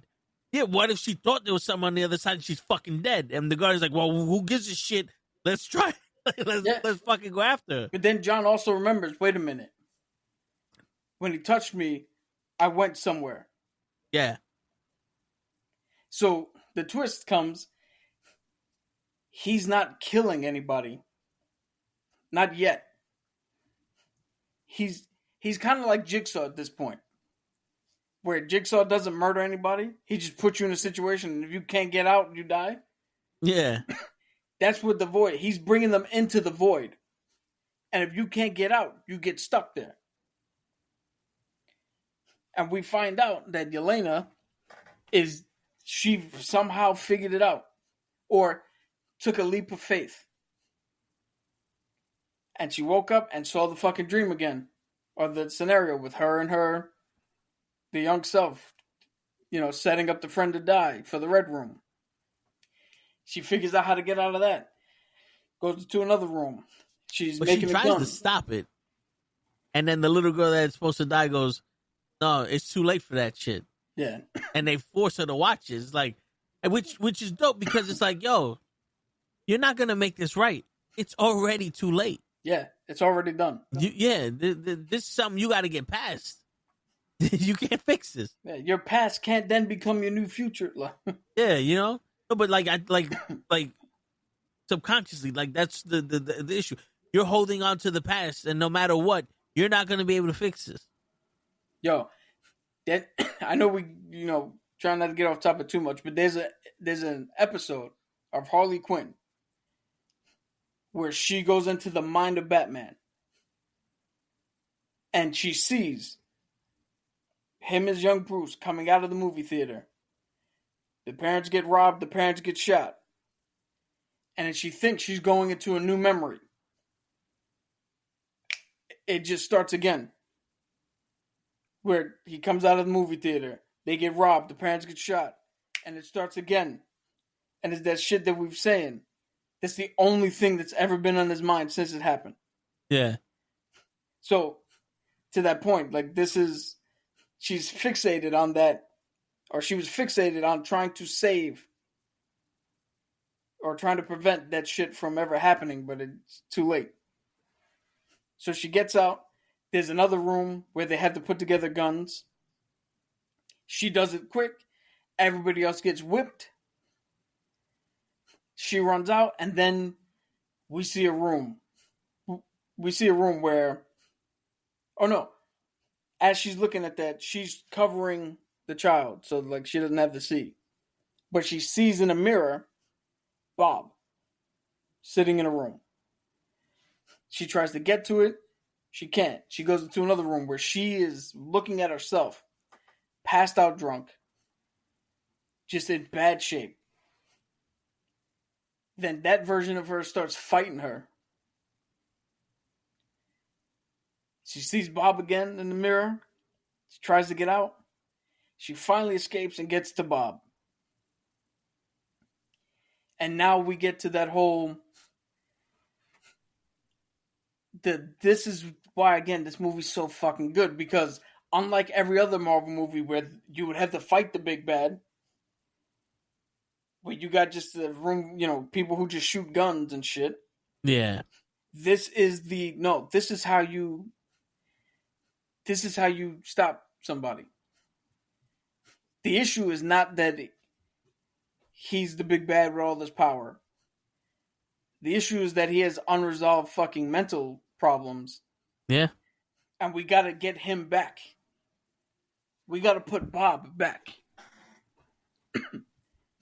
So they start doing it's almost like where if you would have went into the mind of Bruce Banner when the Hulk is taking over. Yeah. So they get into their whole little repertoire, talking back and forth and trying to get him to come back. They figure out that they need to get out. The house, he's in like an attic or his room, essentially, right? Where underneath him, his dad is being a piece of shit to him and all this other shit's going on. The room starts trying to fuck him up. The walls grab Yelena. All this shit happens. And then the team shows up. Because they also took the leap of faith. Yeah, which was dope. Which was dope because it was like, this shit is, you're going to be overwhelmed by this memory. And then you see Ghost. Ghost is always the first one to come help somebody. Which is weird because she has the least trauma. Yeah, because her body was being separated. She had to keep herself together. So technically, like, she had someone helping her. So she didn't, like, even though her parents died in that thing, but she had someone as a father figure helping her keep herself together. And then Hank Pym's wife helped her with that shit. So it was one of those things where she knew that the only thing that she could be was an assassin because that's what she was. But in reality, she's like, yo, I'm more than. So when they gave her the chance to be more than that, she took it. Yeah. Then everybody else shows up. Then they were like, yo, how many rooms are in here? And they're like, it's countless rooms, and they're all fucking horrible outside of this one. And Yelena's like, take me to the worst one. And go right back to the beginning of the movie and to that lab where you see the shadows on the wall. Yep. Come full circle. And now we see the Void. And it's just like in the comics. It is just a shadow version of him.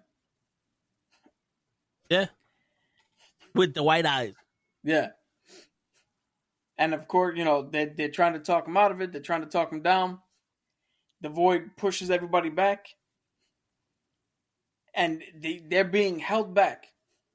Well, the Void is trying to take away any agency that Bob has. Yeah. He's like, dude, you can't do this. They don't give a shit about you. Nobody gives a shit about you. It's all the wrong voices in your head coming to the forefront and trying to talk you to their side. And then Guardian is like, yo, Yelena, you're the only one who's gotten to him before? Fuck it. Pushes out the thing so she can escape. She parkours her way over to him. Because at this point, he actually starts... He literally starts going, yo, fuck this. Takes the Void down, and he's beating the shit out of the Void. Yeah, and the best part is that while he's beating the shit out of the Void, you're looking at the team, and I think Bucky was the one that says, this ain't right. Yeah. Because Bucky knows 100% this fucking feeling. Yeah. Which, again, is fucking good writing. Because the guy who should know is the guy who fucking says it. The one who has the least, who is shown in the movie to have the least amount of trauma, is the one who gets there first in Ghost. Yep. And then the one who co-signs this ain't right, Walker. Yeah, and then the one who made the initial help, the initial try for help, is Yelena, who she's the first one to get to him. Yeah, she can't stop him, so the rest of the team, they get out, and who's the fucking next one to show up? The man who's been a dick to him the whole time, Walker. Yeah, he's the next one. Then Ghost, then Bucky, and they're not trying to physically stop him from it. They're hugging this man. Yeah. And they're like, dude, we got you. You won. You need to come back. And it works. And the Void, anybody who was trapped in there got released. Because this time, Bob is in control. And the Void just didn't keep him trapped in there. And then we have the thing that was like so frustrating. Because the one person who should have had fucking consequences weasels their way out again. Fucking DeFontaine. They all fucking look at her and they're like, there's the bitch right there. And as they're trying to get to her, she backs away.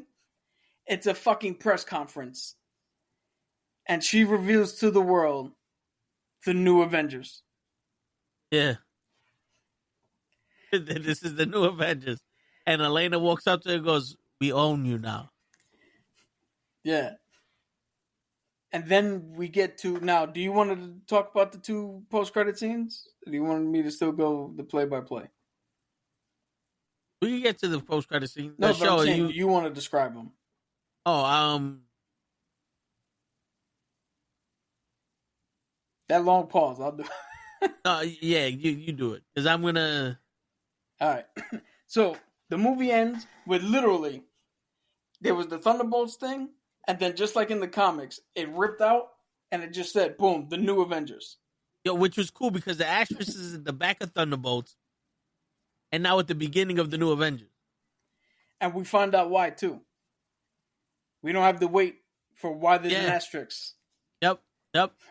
So, mid-credit scene comes up, and it's Red Guardian, who, if you saw the trailer, there's a scene in the limo. He's like, we could be the heroes. We could be the ones on the Wheaties box with the shitty little toy inside. So it's a scene where he's in a grocery store, rocking a sweet-ass mustache. Word. And in good shape. Huh? Good shape. Yeah. He slimmed down. This lady's buying cereal. He's desperately trying to get her to look at the Wheaties box. Yeah. And there's nothing he's doing. She could care less. Or she couldn't care less. He actually hands it to her and points out. He's like, ah. And she's like, ah. And just pushes the shit down and walks away. Word. She's like, fuck breakfast. I don't even like breakfast.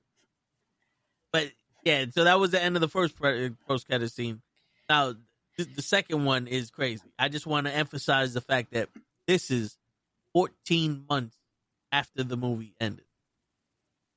Yeah.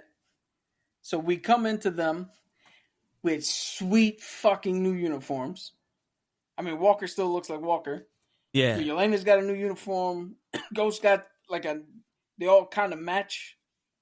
Bucky's got one of his comic accurate fucking thing with the red star. And the only thing he doesn't have is his domino mask. And they're arguing because the asterisk in the front of New Avengers is because Sam Wilson is also making the New Avengers. Yep. And he's trying to copyright the name. And they're having a dispute as to which team is the actual fucking Avengers. And according to Sam, the internet is also saying that Sam's team is the real Avengers. And it's not these guys. And as they're talking, they get a message that there's a craft that showed up on radar in the upper atmosphere in outer space coming in. They get satellite imagery. The shit pops up on the screen, and it looks like a fucking needle. Yeah, and it looks like the Eiffel Tower. Yeah. It's a weird design ship, and we're like, all right, who the fuck's in this ship? They zoom in on the ship, and the ship is rotating, and as it rotates into the sunlight, the motherfucking logo, the Fantastic Four. They're in our universe. Yeah. Already. We didn't even get to their movie yet, and they're already here. So we saw the coming attraction. Was that a new coming attraction, or was that the newest one? That was the newest coming attraction that came out that you didn't see. Okay. Well, so I heard Franklin might be there. So I was like, that's what he's doing on the chalkboard. You could see in his face, this is not something we can win. This is something we have to get away from. And that's what I'm speculating for Fantastic Four. We'll get to it when we get there, but yeah, that'd be kind of weird because that's not like the Fantastic Four to be like, well, this world's cooked. We got to get the fuck out. But we'll see how they wind up here. Yeah. And then it ends with the new Avengers and Bob. Yeah. Will return. Which that was fucking dope. That was to see that. It's like it makes you hype for Fantastic Four because now there's some questions outside of the how do they get here and all that. Now it's like, wait, what happens in this movie? Yeah. Like this makes me want to see this movie even more now because like, what happened now? What the fuck is going on? Yo, this is hilarious. That this movie now made you want to go and watch 5 minutes of another movie. Yeah. But like we said, this is the best movie since Guardians 3. Yep. Ray's avatar in WWE 2K25 is safe. You don't have to go into the glass. Which I would say that this is just as good as the Guardians. Because the Guardians are one of my favorite movie franchises in the Marvel industry, in the MCU. And like I said when we walked out, they snuck an Avengers movie in. This was the Kang Dynasty Avengers. Yeah. They snuck the Avengers in. Said, fuck y'all. You think you was only getting 2, bitch? You got 3. With a possible 4th. Let it ride. We playing spades out in this motherfucker. We got bubble out in this bitch. But yeah, it's a refreshing fucking thing because they were flopping. Like the MCU was not holding that level of writing, nuance, storytelling, connective tissue. It wasn't like that for the past couple movies. They were too busy trying to make their own stories being told and catching up pretty much. Because Brave New World was a good movie, but that was like, let's catch up what happened with the Eternals and Hulk. Yeah. Sam didn't need to be in that movie at all. And it could have played out the same. Yeah. But in this new era, I'm going to say from Shang-Chi till now. All right? We got Shang-Chi, No Way Home. Yep. X-Men 97. Yep. Daredevil. Moon Knight. Hawkeye. Oh, no. Did those come out? Yeah, because Hawkeye was around for No Way Home.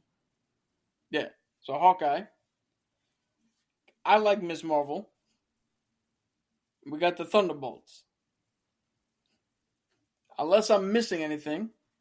Werewolf by Night. Agatha was okay, but again, Agatha was not necessary. But you got 9 things that I could talk right now that were good to great to exceptional. Oh, the Wakanda Forever and Guardians 3. So that's, 11 things since Shang-Chi came out that were good to great. Yeah. Versus, what were the other ones? Ant-Man. Ant-Man Quantumania, Doctor Strange, Thor, She-Hulk. Yeah. What If season 1? What If season 3 at least? Yeah. Eternals, The Marvels, Which, yeah. Secret Invasion. That was.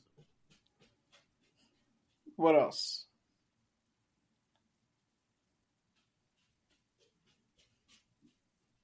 I think that's pretty much it, right? Yeah, I feel like we're missing a movie though. I feel like we're missing one too. Oh, did you?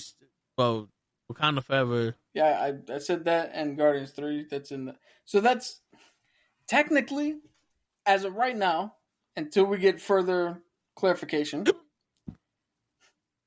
that's 11-8. Is that the best winning percentage or the best record that you want to have? No, but it's still the winning one. You're talking about after Endgame, right? I'm talking about from Shang-Chi on.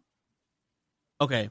So, yeah, Eternals, Spider-Man, No Way Home, Doctor Strange, Multiverse of Madness, Love and Thunder, Wakanda Forever, Quantumania, Guardians of the Galaxy 3, The Marvels, Deadpool and Wolverine, Captain America, Brave New World. So, there you go. So that's 12 with Deadpool and Wolverine. 13 if you want to put Captain America, Brave New World, because it is a decent movie. Yeah. Right? And I'm going good to great. That's 13-8. You're starting to look a little better.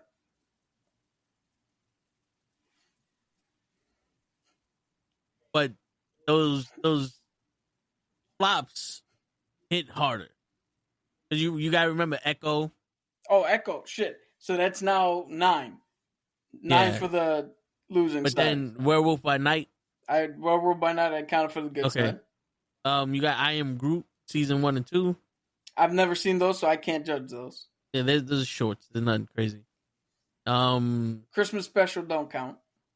Yeah. Agatha All Along. That one I don't know where to put because nobody cared. Like, nobody asked for it, so... Yeah. And that was it. So, by my estimation, 13-9. That's a winning record, technically. Technically, yeah. So, because I'm more logical than emotional, based on that, I can't be mad at my team if we have a winning record, seemingly.